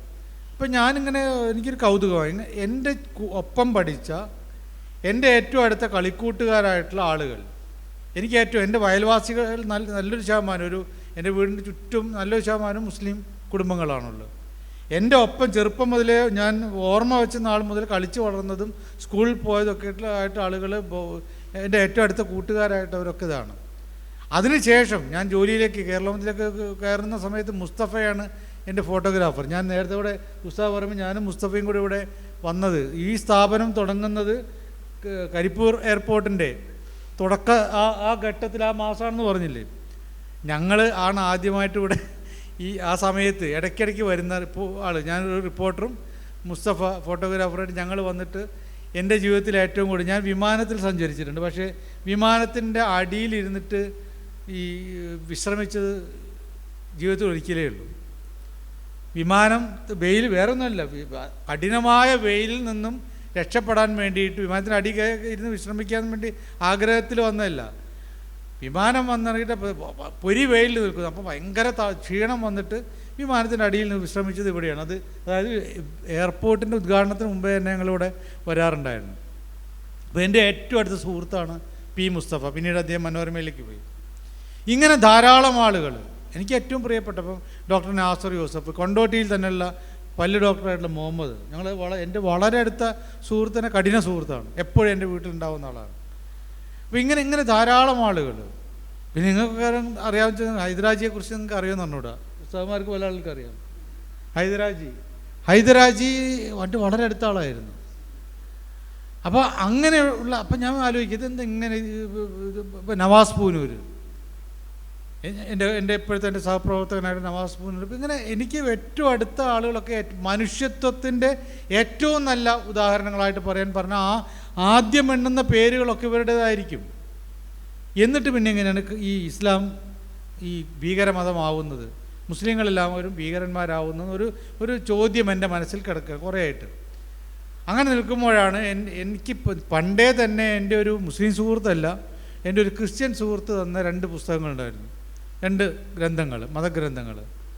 ഒന്ന് ബൈബിളാണ്, ഹോളി ബൈബിൾ എന്ന് പറയുന്നത്. രണ്ടാമത് ഹോളി ഖുറാൻ, 2 ഇംഗ്ലീഷുള്ള പുസ്തകങ്ങൾ. അതിൽ ന്യൂ ടെസ്റ്റമെൻറ്റും ഓൾഡ് ടെസ്റ്റമെൻറ്റും കൂടി ചേർന്ന വലിയൊരു പുസ്തകമാണ്. ഇപ്പം ഞാനിത് ഖുറാൻ എടുത്തു, പിക്താളിൻ്റെ പരിഭാഷയാണ്. ഞാനത് വായിച്ചു നോക്കുമ്പോൾ എനിക്ക് അറബി ഭാഷ അറിയില്ല, ഇതിൽ ഇംഗ്ലീഷുള്ളതാണ് പിക്താളിന്. അപ്പോൾ അതിൽ ആദ്യത്തെ വരി അതുവരെ കിട്ടിയിട്ട് ഞാൻ വായിക്കാതെ വെച്ചിരുന്നതാണ്. ഞാൻ അത്യാവശ്യം നല്ല വായനക്കാരനാണ് കേട്ടോ. ഒന്നൊക്കെ വന്ന് ഓടിച്ചു നോക്കിയാൽ പോലും അങ്ങനെ വായിക്കാനത്. പക്ഷെ ഇത് വെച്ച് ഞാൻ വായിച്ചു നോക്കി. അപ്പോഴാണ് in the name of Allah most benevolent and merciful. അതൊരു വല്ലാത്ത, ഞാനങ്ങനെ അതിങ്ങനെ 2-3 ആവർത്തിച്ച് വായിച്ചു. മോസ്റ്റ് ബെനവലൻ്റ് ആൻഡ് മേഴ്സിഫുൾ, രണ്ടിൻ്റെയും അർത്ഥത്തിൽ ഒറ്റ കാരുണ്യം മാത്രമാണുള്ളത്. ഒറ്റ നോട്ടത്തിൽ നമുക്ക് തോന്നാവുന്ന എന്തിനാണ് ബെനവലൻ്റ് ആൻഡ് മേഴ്സിഫുൾ എന്ന് പറയുന്നത്? എന്ത് ഭാഷ ഉപയോഗിക്കാൻ പറ്റാത്ത ആളുകൾ ആ രീതിയിലാണത്. ബെനവലൻ്റ് എന്ന് പറഞ്ഞാലും മേഴ്സിഫുൾ എന്ന് പറഞ്ഞാലും കാരുണ്യമാണല്ലോ. പക്ഷെ പിന്നീട് ആലോചിക്കുമ്പോഴാണ് അത് രൂപത്തിലും ഭാവത്തിലും കാരുണ്യമുള്ള ദൈവം, കരുണാമയനായ ദൈവം എന്ന് പറയുന്ന അതൊരു വലിയ ഇത്. കാരണം മറ്റ് പല ഗ്രന്ഥങ്ങളും ഞാൻ വായിച്ചു നോക്കിയിട്ടുള്ള പോലെ ക്രൂരയാണ്, കുപിതയാണ് ഞങ്ങളുടെ ദേവി എന്നൊക്കെ പറഞ്ഞിട്ടുള്ള ചില ഈ എടശ്ശേരിയുടെ കവിതയിൽ വരുന്ന വാക്കാണുണ്ടോ. അപ്പോൾ അങ്ങനെയുള്ള ക്രൂരയും കുപിതയുമായിട്ടുള്ള ദേവി എന്ന രീതിയിലും മറ്റങ്ങനെ ക്രൂര ദൈവം എന്നൊരു ഇത്, വാള് ആയുധമായിട്ടുള്ള, ആളുടെ തല വെട്ടിയിട്ട് ആയുധം, അങ്ങനെ ഒക്കെയുള്ള ഒരു ഇതിൽ പഴയ ജാലിയ കാലത്തുള്ള ഉസ്സാമനാത്ത് തുടങ്ങിയിട്ടുള്ള ദൈവങ്ങളെക്കുറിച്ചുള്ളതല്ലേ. അതൊക്കെ ക്രൂരതയുടെയും പകയുടെയും ഇതൊക്കെ ആയിരുന്നുവെങ്കിൽ അതൊന്നുമല്ലാത്ത കരുണ എന്ന് പറയുന്നത് രൂപത്തിലും ഭാവത്തിലും കാരുണ്യത്തിൻ്റെ മൂർത്തിമദ്ഭാവമായിട്ടുള്ള ദൈവം. അത് വായിച്ചപ്പോഴാണ് എനിക്ക് വായിക്കുന്നത്. ഞാൻ അങ്ങനെ ആവർത്തിച്ച് വായിച്ചു. പിന്നീട് എനിക്ക് ഇതിൻ്റെ ഒറിജിനൽ അറബി ഭാഷ പഠിക്കാത്തതുകൊണ്ട് അറബിയിൽ വായിക്കണം, അതോടൊപ്പം തന്നെ അതിന് പരിഭാഷ കിട്ടാവുന്ന നോക്കിയിട്ട് നടന്നപ്പോഴാണ് കണ്ണൂരിലൊരു എക്സിബിഷൻ സമയത്തൊരു വലിയൊരു പരിഭാഷ വളരെ വലുതൊന്നും മലയാളത്തിലായിരുന്നു. അത് ആ മലയാളത്തിൽ ഈ ഖുറാനിലെ ഓരോ ആയത്തും മലയാളം ലിപിയിലുള്ളത്, അത് കഴിഞ്ഞിട്ട് അതിൻ്റെ ഇംഗ്ലീഷ് മലയാളത്തിലുള്ള അത് വ്യാഖ്യാനമായിട്ട് വരുന്നത്. അതിങ്ങനെ ആവർത്തിച്ച് വായിച്ചു. 1, 2, 3, 4, 10, 15 ഒന്നുമില്ല, 100-ലേറെ തവണ വായിച്ചപ്പോൾ എനിക്ക് പലതും എവിടെയെങ്കിലുമൊക്കെ ഉപയോഗിക്കാവുന്ന രൂപത്തിൽ കോട്ട് ചെയ്യണം തോന്നി. അങ്ങനെ ഞാൻ കൊട്ടേഷൻസ് എടുക്കാൻ തുടങ്ങി. അത് ക്ലാസിഫൈ പിന്നീട് അത് ഒന്നും പ്രത്യേക താല്പര്യത്തിലല്ല കേട്ടോ. ഇതിൽ എനിക്ക് ഒഴിവുണ്ടാവുന്ന സമയത്ത് വായനൊരു ശീലമായതുകൊണ്ട് ഞാൻ അങ്ങനെ ചെയ്തു. പലതും നമുക്ക് പല വേദികളിലും പറയാൻ പറ്റുന്നതാണല്ലോ എന്നുള്ള തരത്തിലത് ചെയ്തു. പിന്നീട് അതിനെ ക്ലാസിഫൈ ചെയ്തു. അപ്പോൾ ഓരോ സബ്ജക്റ്റ് വൈസ് ക്ലാസിഫൈ ചെയ്യാൻ തുടങ്ങി. അത് ഒരു തവണ ചെയ്തതിൻ്റെ കൂടുതൽ പിന്നീട് വേറെ നോട്ടെടുക്കുകയാണ്. അപ്പോഴാണ് ഈ സൗഹാർദ്ദത്തെക്കുറിച്ച്, സാഹോദര്യത്തെക്കുറിച്ച്, അപ്പം സാഹോദര്യം എഴുതിയിട്ട് കുറച്ച് അതെല്ലാം അതുമായി ബന്ധപ്പെട്ട ആയത്തുകൾ വരുന്നു, അതെല്ലാം നോട്ട് ചെയ്തെടുക്കുന്നു. ഇങ്ങനെ വന്നപ്പോഴാണ് പിന്നീട് ചില ആളുകൾ വിമർശനത്തിൽ എഴുതിയുള്ള പല ആളുകളുണ്ട്. ഇസ്ലാമിനെക്കുറിച്ചും പ്രവാചകനെക്കുറിച്ചും വളരെ മോശമായ രൂപത്തിൽ എഴുതിയ പാശ്ചാത്യ പണ്ഡിതന്മാരുടെ ചില പുസ്തകങ്ങൾ, അതൊക്കെ വായിക്കുന്നു. അപ്പോൾ അത് വായിച്ച് നോക്കിയിട്ട് ആണ് അപ്പോൾ ഇതെന്തുകൊണ്ട്, അപ്പോൾ എനിക്ക് വീണ്ടും ഞാനിതിലേക്ക് വരും, അതിനുള്ള ഉത്തരം പലതും ഇതിൽ കിട്ടും. ഇങ്ങനെ കിട്ടിയിട്ട് പിന്നീട് ഈ ആൻ മാരി ഷിമ്മലിനെ പോലെയും സർ തോമസ് അർണോൾഡിനെ പോലെയുള്ള ആളുകളുടെ ഈ ഇസ്ലാമിനെ കുറിച്ച് നന്നായി പഠിച്ചിട്ടുള്ള ആളുകൾ അവരെഴുതിയ പുസ്തകങ്ങളൊക്കെ വായിക്കാൻ തുടങ്ങിയപ്പോൾ ഇത് ഒരു വ്യത്യാസം. അപ്പോൾ എനിക്ക് തോന്നി ഇത് ഞാനിപ്പോൾ അത്യാവശ്യം കാര്യങ്ങളെക്കുറിച്ചൊക്കെ എനിക്കറിയാം. അപ്പോൾ ഇതിങ്ങനെ എനിക്കറിയാമെന്നുള്ളത്, പക്ഷേ ഞാൻ പല ആളുകളോട് സംസാരിക്കാൻ തുടങ്ങി. മുസ്ലിങ്ങളായിട്ടുള്ള പല ആളുകളോടും ഞാൻ ഇതിനെക്കുറിച്ച് സംസാരിച്ചു. അപ്പോഴൊക്കെ അവർ പിന്നെയും പറയുന്നത് തന്നെ നിങ്ങൾക്ക് മനസ്സിലാവാത്തതുകൊണ്ടാണ്, അതൊരു ഭീകരമതാണെന്നുള്ള രീതിയിലാണ് പറയുന്നത്. അപ്പം ഞാൻ പറഞ്ഞു ഞാനിതാ പഠിച്ചു, ഇതിലെവിടെയും ഈ ഭീകരത കാണുന്നില്ല. നിങ്ങൾ പറഞ്ഞാൽ ഇവരുന്നേരം എൻ്റെ അടുത്ത് പറയും ഖുർആൻ വായിച്ചു നോക്കിയിട്ടുണ്ട് നിങ്ങൾ. അപ്പോൾ ഞാൻ പറഞ്ഞു ഒരു 100 ചില്ലാൻ ആവർത്തി ഞാൻ വായിച്ചു നോക്കിയിട്ടുണ്ട്. എന്നിട്ട് എനിക്ക് മനസ്സിലാക്കിയ സംഭവത്തിൽ ഇതിൽ ഭീകരത വരുന്നില്ലല്ലോ. സാഹോദര്യം പറയുന്നു, സഹിഷ്ണുത പറയുന്നു, അതിനേക്കാൾ ക്ഷമിക്കുക എന്ന് പറയുന്നത്. ഹിന്ദ് എന്ന് പറയുന്ന ഒരാളോട്, അങ്ങനെ ഒരാൾ നമ്മുടെ കാലത്ത് ജീവിച്ചിരിക്കുന്ന അത്ര ക്രൂരമായിട്ട് സ്വന്തം മാതുലൻ യുദ്ധത്തിൽ മരിച്ചിട്ട്, ആ ഹിന്ദിൻ്റെ മാതുലനല്ല പ്രവാചകൻ്റെ മാതുലൻ മരിച്ചിട്ട് യുദ്ധത്തിൽ കൊല്ലപ്പെട്ട് മാറ് പിളർന്ന് കരളെടുത്ത് വിഴുങ്ങാൻ ശ്രമിച്ച ഹിന്ദ് എത്രമാത്രം ക്രൂരയായിരിക്കണം.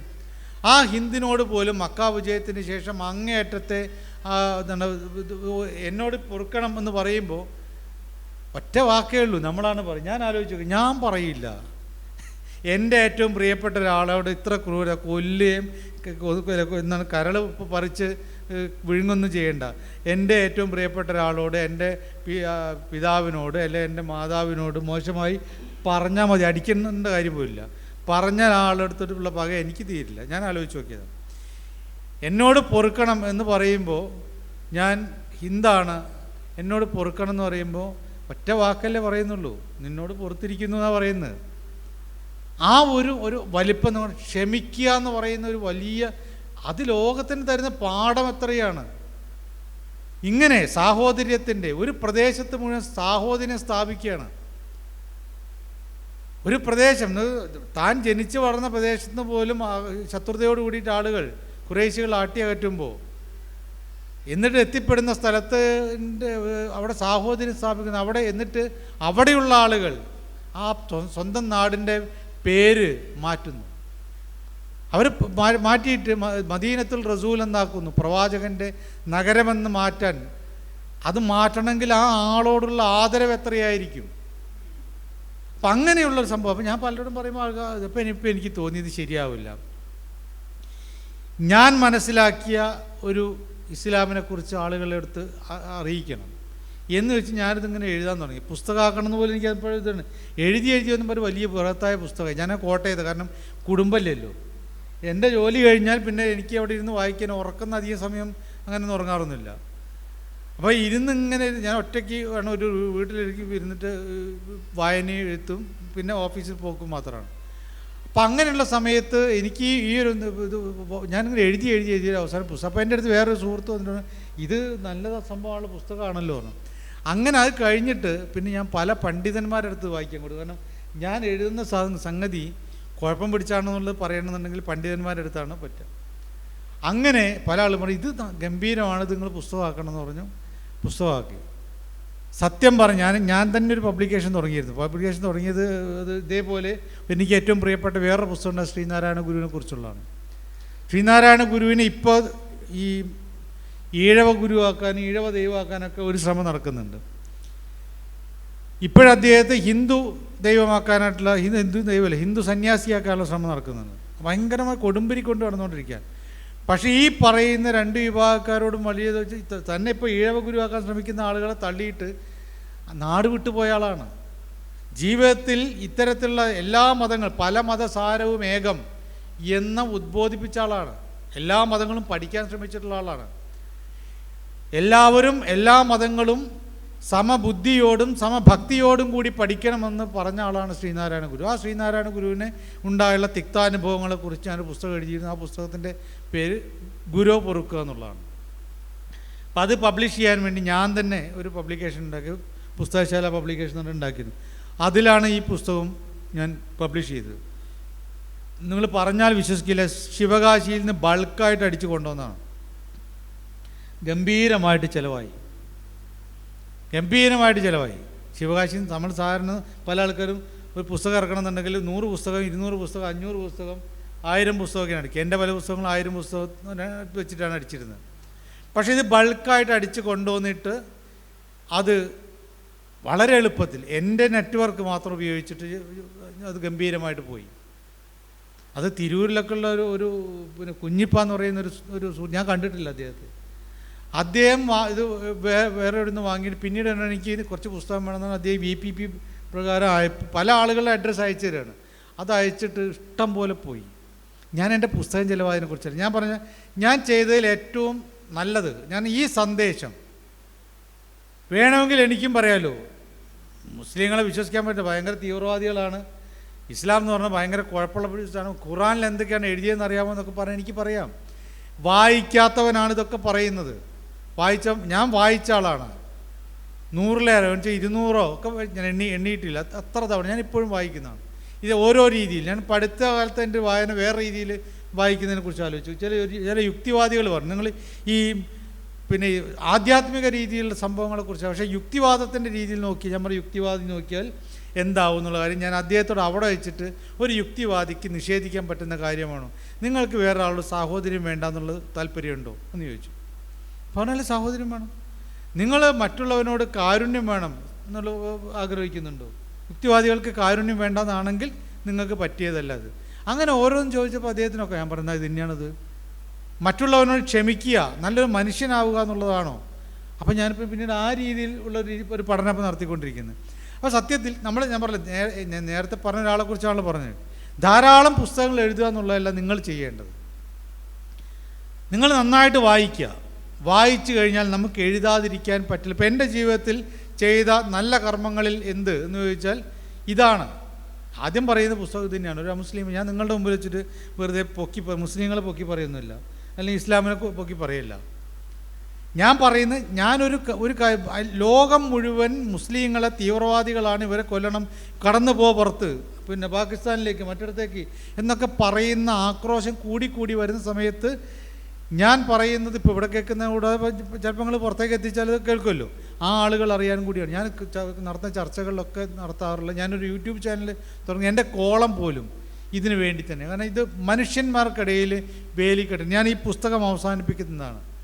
എന്നെ ഈ പുസ്തകം പഠിപ്പിച്ചിട്ടുള്ളത് എന്നെ ഇസ്ലാമിനെ കുറിച്ചുള്ള പഠനം പഠിപ്പിച്ചിട്ടുള്ള ഈ പുസ്തകമല്ല, ഇസ്ലാമിനെക്കുറിച്ച് പഠിച്ചപ്പോൾ എനിക്ക് അവസാനം എത്തിച്ചേരാൻ പറ്റിയിട്ടുള്ള ഒറ്റ കാര്യമേ ഉള്ളൂ, നല്ല മനുഷ്യൻ. ഈ പ്രദേശത്തിന് കുറച്ചപ്പുറത്തായിട്ടുള്ളൊരു സ്ഥലത്താണ് ഒരു നാടകം പണ്ട് ഉണ്ടായിരുന്നത്. അത് നല്ല മനുഷ്യനാവാൻ നോക്കുന്നുള്ളതായിരുന്നു പണ്ട് കാലത്ത്. ഒരു കമ്മ്യൂണിസ്റ്റ് നാടകമാണ് കേട്ടോ. അതിലെ വാക്കെടുത്തിട്ട് പറഞ്ഞു, നല്ല മനുഷ്യനാവാൻ നമ്മളെ പഠിപ്പിക്കുന്നത് അതാണ് വേണ്ടത്.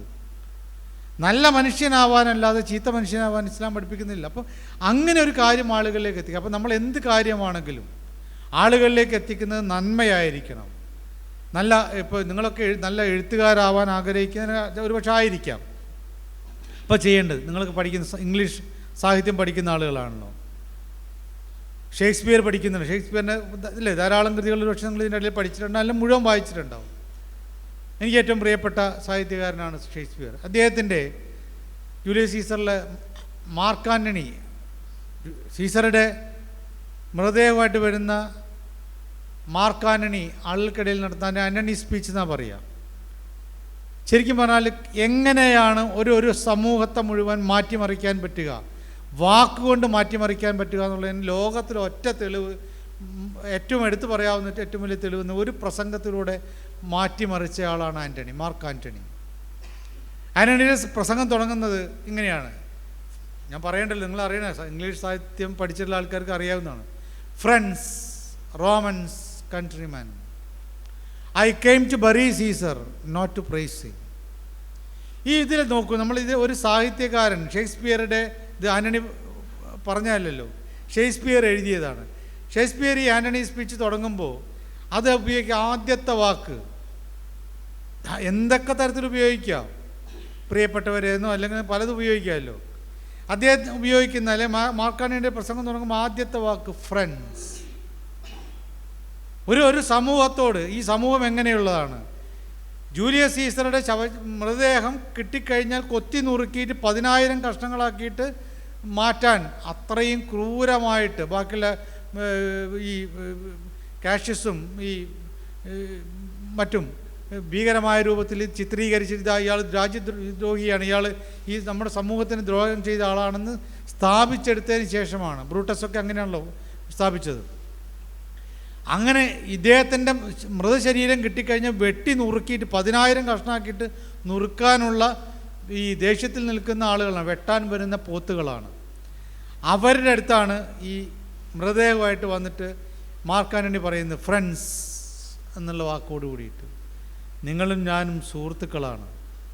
അപ്പം തന്നെ ആ ഒരു ശത്രുതയുടെ ഇതങ്ങ് കുറേ കുറയ്ക്കുകയാണ്.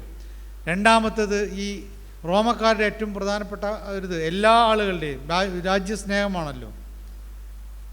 ഭാരതമെന്ന പേര് കേട്ടാൽ അഭിമാനപൂരിതമാകണം അന്തരംഗം എന്നൊക്കെയുള്ള കവിത നമ്മളുമില്ല. അപ്പം അതേപോലെ റോമക്കാർക്കുള്ളൊരു വളരെ കടുത്ത രാജ്യസ്നേഹികളാണ്.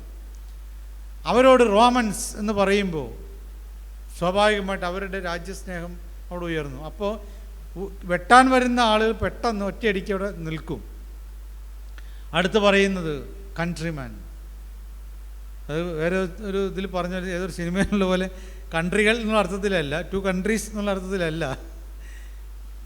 ഞാനും നിങ്ങൾ ഒരേ രാജ്യത്തെ ആളുകളാണ്, നമ്മൾ ഒന്നാണ്. ഈ ഒരു അത് എന്നിട്ടാണ് അദ്ദേഹം I came to bury Caesar not to praise him എന്ന് പറഞ്ഞിട്ട് പിന്നീട് പറയണ മുഴുവൻ എന്താണ് സീസറിൻ്റെ നന്മ എന്നാണല്ലോ ആ ആളുകളെ മുഴുവൻ തിരിക്കുക. സത്യത്തിൽ നിങ്ങൾ അങ്ങനെയാണ് പോകേണ്ടത്. നിങ്ങൾ നല്ല വൈക്കം മുഹമ്മദ് ബഷീറിനെ കുറിച്ച് പറഞ്ഞില്ലേ, വൈക്കം മുഹമ്മദ് ബഷീറിൻ്റെ പ്രത്യേകത അദ്ദേഹം എല്ലാം ഒബ്സർവ് ചെയ്യില്ല. അദ്ദേഹത്തിൻ്റെ പഠനമൊന്നും അദ്ദേഹം വിദ്യാഭ്യാസം സ്കൂൾ വിദ്യാഭ്യാസമൊന്നും കൂടുതലില്ലാത്ത ആളാണല്ലോ. നിങ്ങളെപ്പോലെ MA PhD ഒന്നും അല്ലല്ലോ അദ്ദേഹം. അദ്ദേഹത്തിൻ്റെ പക്ഷേ പാഠശാല എന്ന് പറയുന്നത് സമൂഹമാണ്. സമൂഹത്തിൽ കാണുന്ന ഓരോ കാര്യം, അത് പാത്തുമ്മയെക്കുറിച്ചാണെങ്കിലും ആനവാരി രാമനായരെ കുറിച്ചാണെങ്കിലും ഒക്കെ സമൂഹത്തിൽ കാണുന്ന കാര്യങ്ങളെല്ലാം മനസ്സിലിട്ട് അത് ഒരു ഇതിലൂടെ ഉരുവപ്പെടുത്തി എടുത്തിട്ടാണ് അദ്ദേഹം എഴുതിയിരുന്നത്.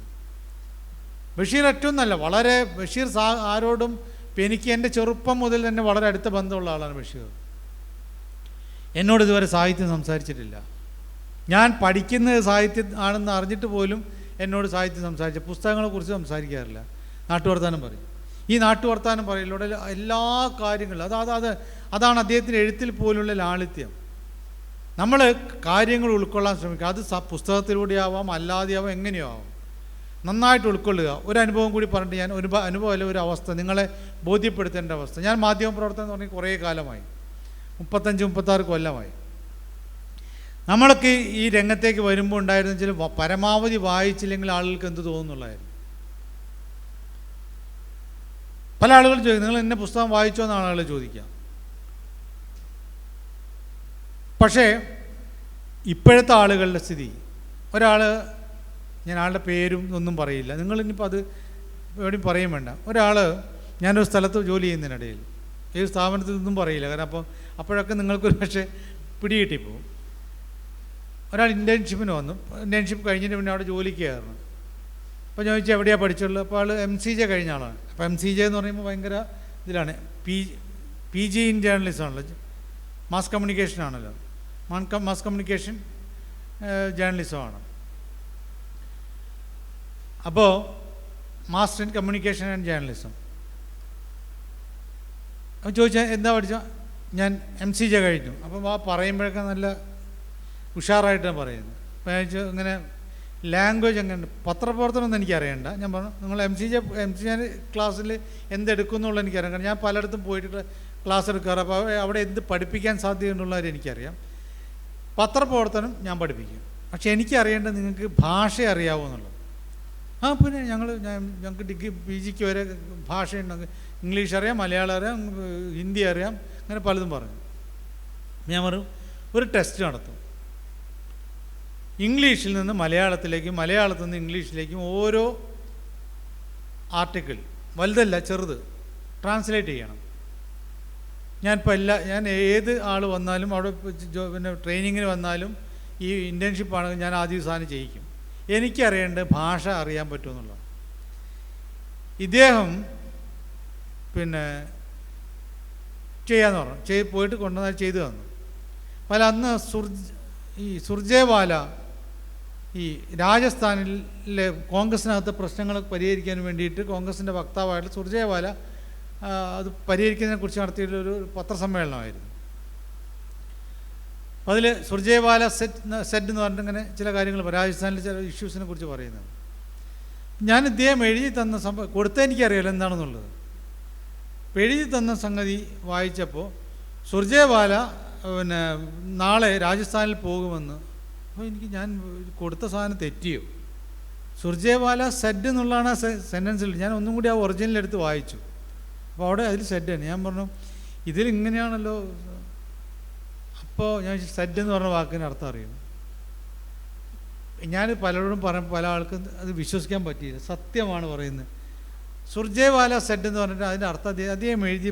സുർജേവാല അവിടെ പോകുക എന്നുള്ളതിൻ്റെ പാസ്റ്റ് ടെൻസ് പ്രസൻറ്റ് ടെൻസും ഒക്കെ പാസ്റ്റ് ടെൻസ് ആയിട്ട് പോലും അല്ല അത് ഉപയോഗിച്ചത് തോന്നുന്നുണ്ട്. ഞാൻ പറയുന്നത് നമ്മൾ ഭാഷ ഏറ്റവും പ്രധാനപ്പെട്ട. നിങ്ങൾ ഇംഗ്ലീഷ് സാഹിത്യം പഠിക്കുന്ന ആളുകളും പഠിച്ച ആളുകളൊക്കെ അതുകൊണ്ടാണ്.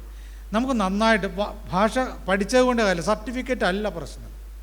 സർട്ടിഫിക്കറ്റിനകത്ത് നിങ്ങൾ അപ്പുറത്ത് നിങ്ങൾ നന്നായിട്ട് വായിക്കുക, പഠിക്കുക. അങ്ങനെ വായിക്കുകയും പഠിക്കുകയും ചെയ്യുമ്പോൾ നിങ്ങൾക്ക് അറിയാതെ എഴുതാൻ മുട്ടുന്നൊരവസ്ഥ വരും.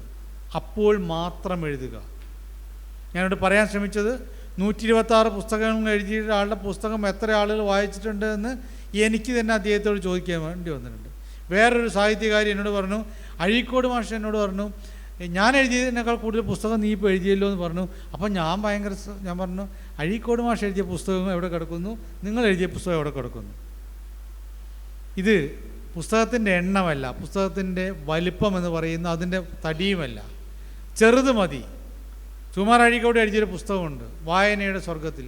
അഴീക്കോട് മാഷെടുത്ത് മാത്രമേ അതിൻ്റെ കോപ്പി ഉണ്ടായിരുന്നു. 2 കോപ്പി ഉണ്ടായില്ല. ഒരു കോപ്പി അവസാനം ഒന്ന് എനിക്ക് തന്നു. അത് ഏതാണ്ട് പകുതിയൊക്കെ ചെതലരിച്ച പോലത്തെ സംഗതിയായിരുന്നു. അതേപോലെ ചെറിയ പുസ്തകം, പക്ഷേ അത് നമ്മളിലേക്ക് എത്തിക്കുന്നൊരു വലിയ മെസ്സേജുണ്ട്. എങ്ങനെയാണ് വായന നമ്മൾ സ്വർഗത്തിലെത്തിക്കുന്നത്, നമ്മളെ വലിയൊരു ഉയരത്തിലേക്ക് എത്തിക്കുന്നതാണ് നമ്മൾ വായിക്കുക എന്നുള്ളത്. ഞാൻ നിങ്ങൾ എഴുതുക എന്ന് പറയുന്നതിനേക്കാൾ കൂടുതൽ എഴുത്തുകാരനാവാൻ ആഗ്രഹിക്കുന്ന ആരോടും എനിക്ക് പറയാനുള്ളത്, എഴുത്ത് രണ്ടാമത്തേതാണ്. എഴുത്ത് മുട്ടുമ്പോൾ മാത്രം ചെയ്യേണ്ടതാണ്. വായന മുട്ടുമ്പോൾ, ഗതി കെട്ടിട്ട് വായിച്ചു എന്നല്ല പറയേണ്ടത്. വായിച്ച് നിങ്ങൾ ഗതി കെടില്ല. വായിച്ച് ഗതി കെട്ടു എന്നും പറയുന്ന ആളുണ്ടെങ്കിൽ വായന താല്പര്യമില്ലാത്ത ആളായിരിക്കണം.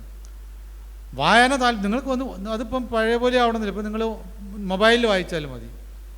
ഇപ്പോൾ ഏറ്റവും കൂടുതൽ കിട്ടാവുന്ന പുസ്തകങ്ങൾ, ഞാൻ കുറേ തിരഞ്ഞു നടന്ന പല ലൈബ്രറികളിലും തിരഞ്ഞു നടന്ന ഒരു പുസ്തകം എനിക്ക് കിട്ടിയിരുന്നില്ല. അത് 1880കളിൽ ജോൺ സ്ട്രാച്ചി എന്ന് പറയുന്ന ഒരു അമേരിക്കക്കാരൻ എഴുതിയ ഒരു ബ്രിട്ടീഷുകാരൻ എഴുതിയ പുസ്തകമാണ്.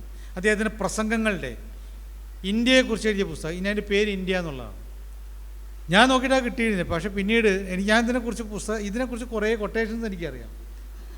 ഞാൻ പക്ഷേ ഈ പുസ്തകമൊന്നും വായിക്കണമല്ലോ. ഇവിടെ പലയിടത്തും പല ലൈബ്രറികളിലും യൂണിവേഴ്സിറ്റി ലൈബ്രറിയിലൊന്നും നോക്കിയിട്ട് കിട്ടിയില്ല. പിന്നീട് ഒരിക്കൽ ഞാനിങ്ങനെ അടിച്ചു നോക്കുമ്പോൾ എനിക്ക് എൻ്റെ PDF കോപ്പി കിട്ടി. ഞാനത് വായിച്ചു. ഇപ്പം അങ്ങനെയും വായിക്കാമല്ലോ. നിങ്ങൾക്ക് ടാബിലോ കമ്പ്യൂട്ടറിലോ ഡെസ്ക്ടോപ്പിലോ ലാപ്ടോപ്പിലോ ടാബിലോ എങ്ങനെ വേണമെങ്കിലും മൊബൈലിൽ പോലും പുസ്തകം വായിക്കാൻ പറ്റും. അപ്പം അത് വായിച്ച് തളരുന്നൊരവസ്ഥ ആർക്കുണ്ടാവും, വായിക്കാൻ താല്പര്യമുള്ള ആൾക്കുണ്ടാകും. അങ്ങനെ വായിച്ച് പോവുക. ചുറ്റും നടക്കുന്ന കാര്യങ്ങളെക്കുറിച്ച് അത് കണ്ണും കാതും തുറന്നിട്ട് നമ്മൾ ശ്രദ്ധിക്കാൻ വേണ്ടി ശ്രദ്ധിക്കണമെന്നില്ല. അപ്പോഴറിയാതെ എഴുത്ത് നമുക്ക് എഴുതാതെ വയ്യാത്തൊരവസ്ഥ, എഴുത്ത് മുട്ട് എന്ന് വരുന്നൊരവസ്ഥ. എഴുത്ത് നമ്മളെ ശല്യപ്പെടും. എഴുതാനുള്ള ഒരു ശല്യം എന്ന് പറഞ്ഞല്ല, ശരിക്കും നമുക്ക് നിവൃത്തികേട് വരും. എഴുതാതെ വയ്യ എന്ന് തോന്നുന്ന പുസ്തകമായിരിക്കും നമ്മൾ എഴുതുന്ന ഏറ്റവും നല്ല പുസ്തകം. എനിക്ക് തോന്നിയിട്ടുള്ള, ഞാൻ ധാരാളം കുറേ പുസ്തകങ്ങൾ എഴുതിയിട്ടുണ്ട്. എഴുതാൻ വേണ്ടി എഴുതിയുള്ള പുസ്തകങ്ങളൊന്നുമില്ല. പക്ഷെ എന്നാൽ പോലും ഇതിൽ എനിക്ക് തോന്നി എഴുതിയേ തീരൂ എന്ന് തോന്നിയ പുസ്തകങ്ങളിൽ ഒന്നിനെക്കുറിച്ചാണ് ഞാനിവിടെ പറഞ്ഞത്. ഈ ഇസ്ലാമിനെ കുറിച്ചുള്ള ഞാൻ എഴുതാൻ വേണ്ടി വിചാരിച്ചതല്ലേ, വെറുതെ ഇത് ഈ എൻ്റെ സംശയ നിവാരണത്തിന് വേണ്ടി വായിച്ച് പോയിട്ട് അവസാനം എഴുതിയേ തീരൂ. അതിപ്പോൾ പല ആൾ ഇപ്പോൾ അത് ഹിന്ദിയിൽ വന്നു, ഇംഗ്ലീഷിൽ വരാൻ പോകുന്നു. എനിക്ക് ആഗ്രഹമുള്ളത് അറബിയിൽ വരണമെന്നുള്ളതാണ്. അതായത് എവിടെയാണോ ഈ പുസ്തകത്തിൻ്റെ പശ്ചാത്തലം അറേബ്യൻ നാട്, അവിടെ ഇത് എൻ്റെ പുസ്തകം എത്തുക എന്നുള്ളതാണ് എൻ്റെ ഒരു ആഗ്രഹം. ആ ഒരു ആഗ്രഹം അപ്പം എനിക്ക് ഞാൻ പറയുന്നതാണ്, നിങ്ങൾക്ക് ഏത് സബ്ജക്റ്റിനെ കുറിച്ച് എഴുതുന്നത് മനുഷ്യന് വേണ്ടിയായിരിക്കണം, എഴുതുന്നത് നന്മയ്ക്ക് വേണ്ടിയായിരിക്കണം, പറയുന്നത് അങ്ങനെ ആയിരിക്കണം. പ്രവാചകൻ്റെ വാക്കുകൾ തിന്മയ്ക്ക് വേണ്ടിയായിരുന്നില്ല, നന്മയ്ക്ക് വേണ്ടിയായിരുന്നു. ഓരോ വാക്കും ഓരോ പ്രവൃത്തിയും നന്മയിലേക്ക് നയിക്കാനുള്ളതാവണം. സാഹിത്യത്തിലും അതായിരിക്കണം. നല്ല മനുഷ്യനാവാൻ കഴിയുക എന്നുള്ള, നല്ല ഡിഗ്രിക്കാരനാവാൻ കഴിയുക എന്നുള്ളതല്ല ഒരാളുടെ നേട്ടം. നല്ല കുറേ ഡിഗ്രി ഉണ്ടായതുകൊണ്ട് എന്താ നേട്ടം? ഒരു നേട്ടമില്ല. ഒരു ഡിഗ്രി ഇല്ലെങ്കിൽ പോലും നല്ല മനുഷ്യനാവാൻ കഴിയുക എന്നുള്ളതാണ്. അങ്ങനെ നിങ്ങൾക്ക് മാത്രമല്ല എനിക്കും നല്ല മനുഷ്യനാവാൻ കഴിയട്ടെ എന്ന് ആശംസിച്ചുകൊണ്ട്, നിങ്ങളോട് പറഞ്ഞിട്ട് ഞാൻ വലിയ ആളാണ്, ഞാനും നല്ല മനുഷ്യനാവട്ടെ എന്ന് ആഗ്രഹിച്ചുകൊണ്ട് നിർത്തുന്നു. ഈ എന്താണ് കലോത്സവം ഈ ഉദ്ഘാടനം ചെയ്യാനായിട്ട് ഇവിടെ പ്രഖ്യാപിക്കുന്നു. Thank you, sir, for your influential speech. We look forward to have you with us in our future endeavors and functions. Now, we move on to a special ceremony, relaunching of Bukhari website. I invite chairman of the function, our guest of honor, and other dignitaries on the dais to come forward and be part of the relaunching ceremony. Please.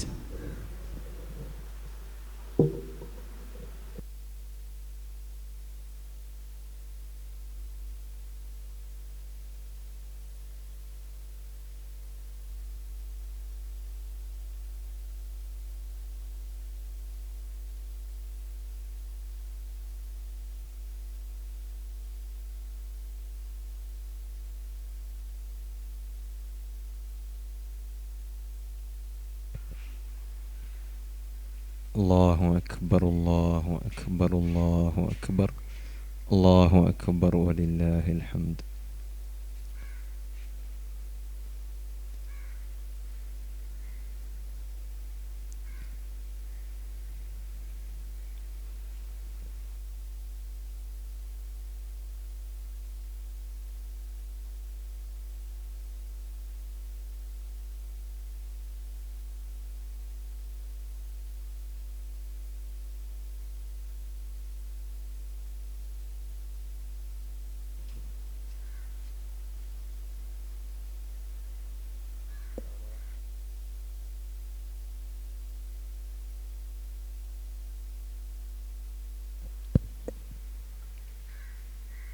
അറബിയിൽ national eligibility test net കരസ്ഥമാക്കിയ ബുഖാരി വിദ്യാർത്ഥി സലൂം ഹുസൈനുള്ള ഉപഹാര സമർപ്പണം നടക്കുന്നു. നൽകുന്നതിനു വേണ്ടി ഷെയ്ഖുന ഉസ്താദിനെയും സ്വീകരിക്കുന്നതിനു വേണ്ടി സനൂബ് ഹുസൈനെയും ക്ഷണിക്കുന്നു.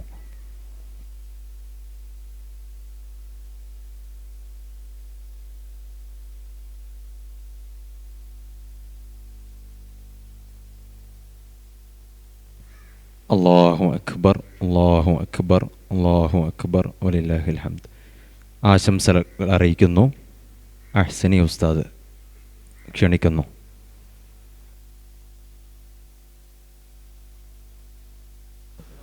അസ്സലാമു അലൈക്കും വറഹ്മത്തുള്ളാഹി വബറകാതുഹു. വൈകിയ വേദിയിൽ നീട്ടി കൊണ്ടുപോകാൻ ഉദ്ദേശിക്കുന്നില്ല.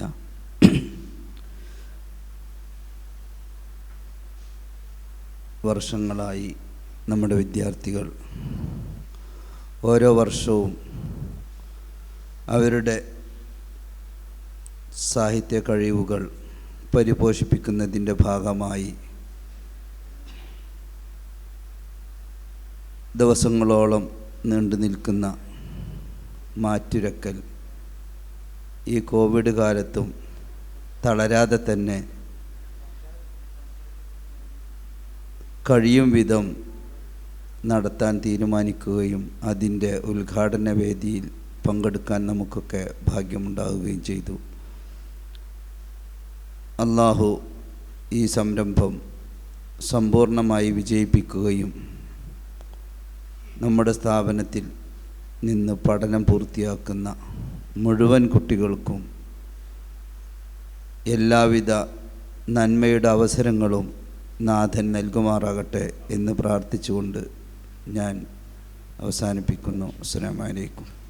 കൺസോളിയത്തിന് ആശംസ അറിയിക്കുന്നു. റഷീദ് ഉസ്താദ് ക്ഷണിക്കുന്നു. അസ്സലാമു അലൈക്കും. ബഹുമാന്യരായ ഉസ്താദ്, പ്രിയപ്പെട്ട സജീവൻ സാറ്, ഈ ഒരു സമയത്ത് നീട്ടിയൊന്നും പറയുന്നില്ല. കലയും സാഹിത്യവും മനുഷ്യൻ ജന്മമെടുത്ത അന്ന് തന്നെ ജന്മമെടുത്തതാണ് കലയും സാഹിത്യവും. നമ്മുടെ ജീവിതത്തിൽ നമുക്ക് ഒഴിച്ചുകൂടാനാവാത്ത ഒന്നുകൂടിയാണ് കലയും സാഹിത്യവും. ജീവിതത്തിൻ്റെ എല്ലാ മേഖലയിലും കൃത്യമായി ഇടപെടുന്ന ഒന്നാണ്. പ്രത്യേകിച്ചും പ്രബോധകരായ നമ്മെ സംബന്ധിച്ചിടത്തോളം നമ്മുടെ ജീവിതത്തിൽ നമുക്ക് ഒഴിച്ചുകൂടാത്ത ഒന്നാണ് എന്ന് അതിൻ്റെ പ്രാധാന്യം മനസ്സിലാക്കിക്കൊണ്ടാണ് ഈ ഒരു പാൻഡമിക് കാലത്തും നമ്മൾ ഇതിനു വേണ്ടി ഇറങ്ങിയത്. അല്ലാഹു സുബ്ഹാനഹു വ തആല എല്ലാം സ്വീകരിക്കുമാറാവട്ടെ. ഇതിന് പിന്നിൽ പ്രവർത്തിച്ച മുഴുവൻ കൂട്ടുകാർക്കും എല്ലാവിധ സന്തോഷങ്ങളും അറിയിച്ച് എല്ലാവിധ ഭാവുകങ്ങളും അറിയിക്കുന്നു. അസ്സലാമു അലൈക്കും.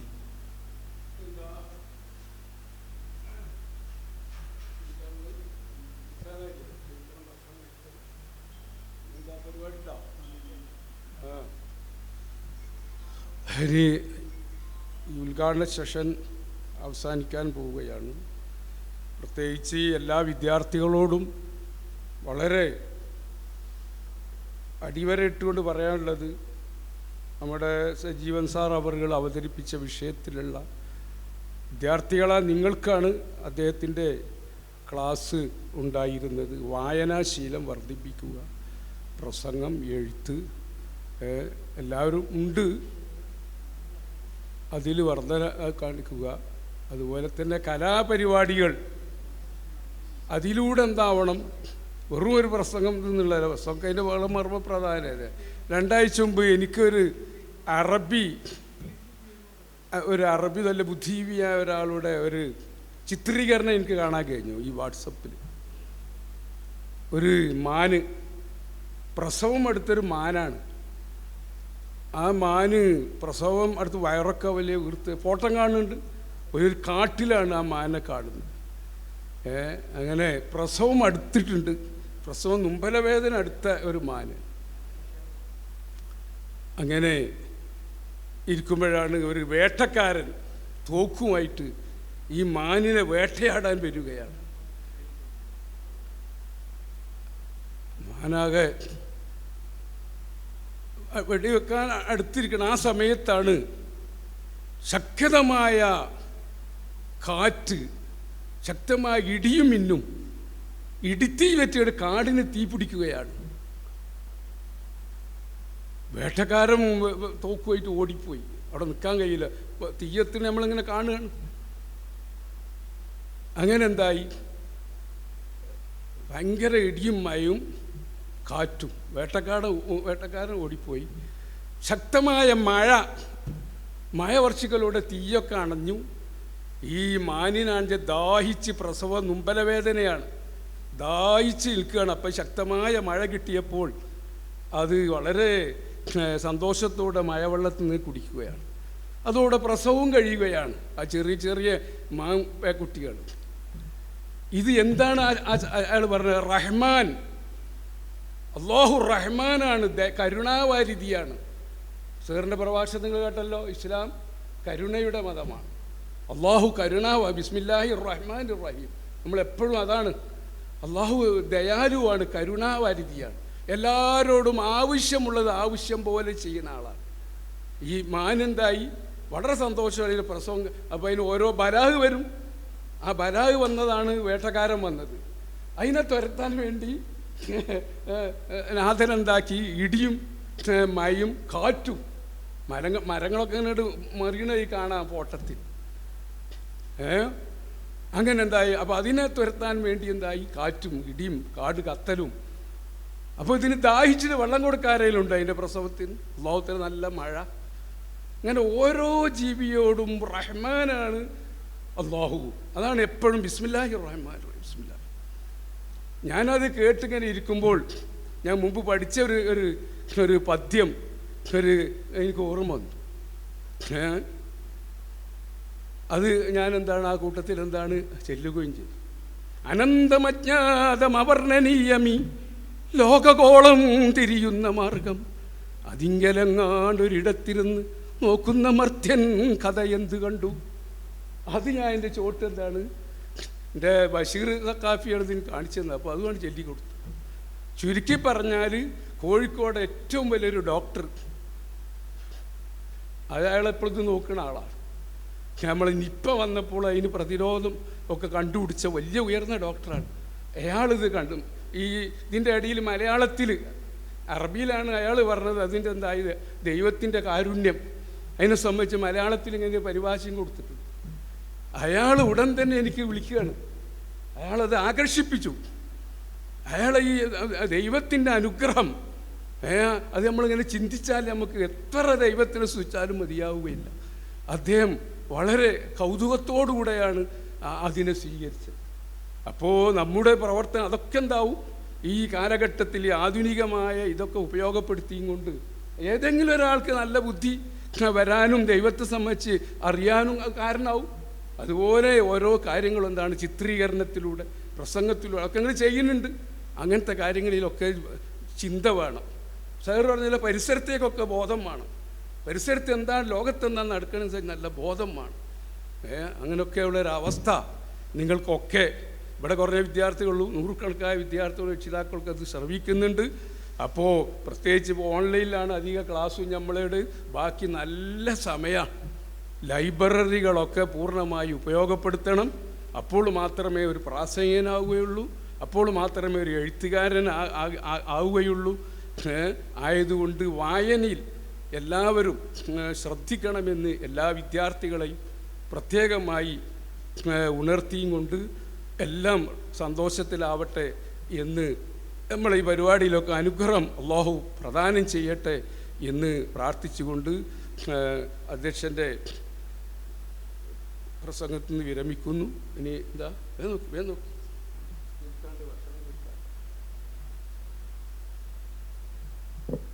അസ്സലാമു അലൈക്കും വറഹ്മത്തുള്ളാഹി തആല വബറകാതുഹു. കൺസോളിയം 2020 ഉദ്ഘാടന സെഷൻ ഇവിടെ സമാപിക്കുന്നു.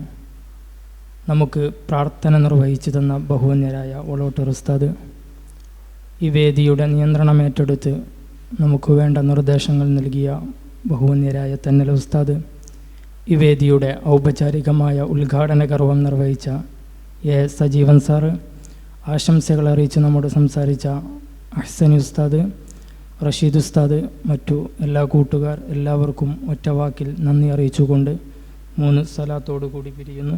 സല്ലല്ലാഹു അലാ മുഹമ്മദ് സല്ലല്ലാഹു അലൈഹി വസല്ലം, സല്ലല്ലാഹു അലാ മുഹമ്മദ് സല്ലല്ലാഹു അലൈഹി വസല്ലം, അല്ലാഹുമ്മ സല്ലി അലാ മുഹമ്മദ് യാ റബ്ബി സല്ലി.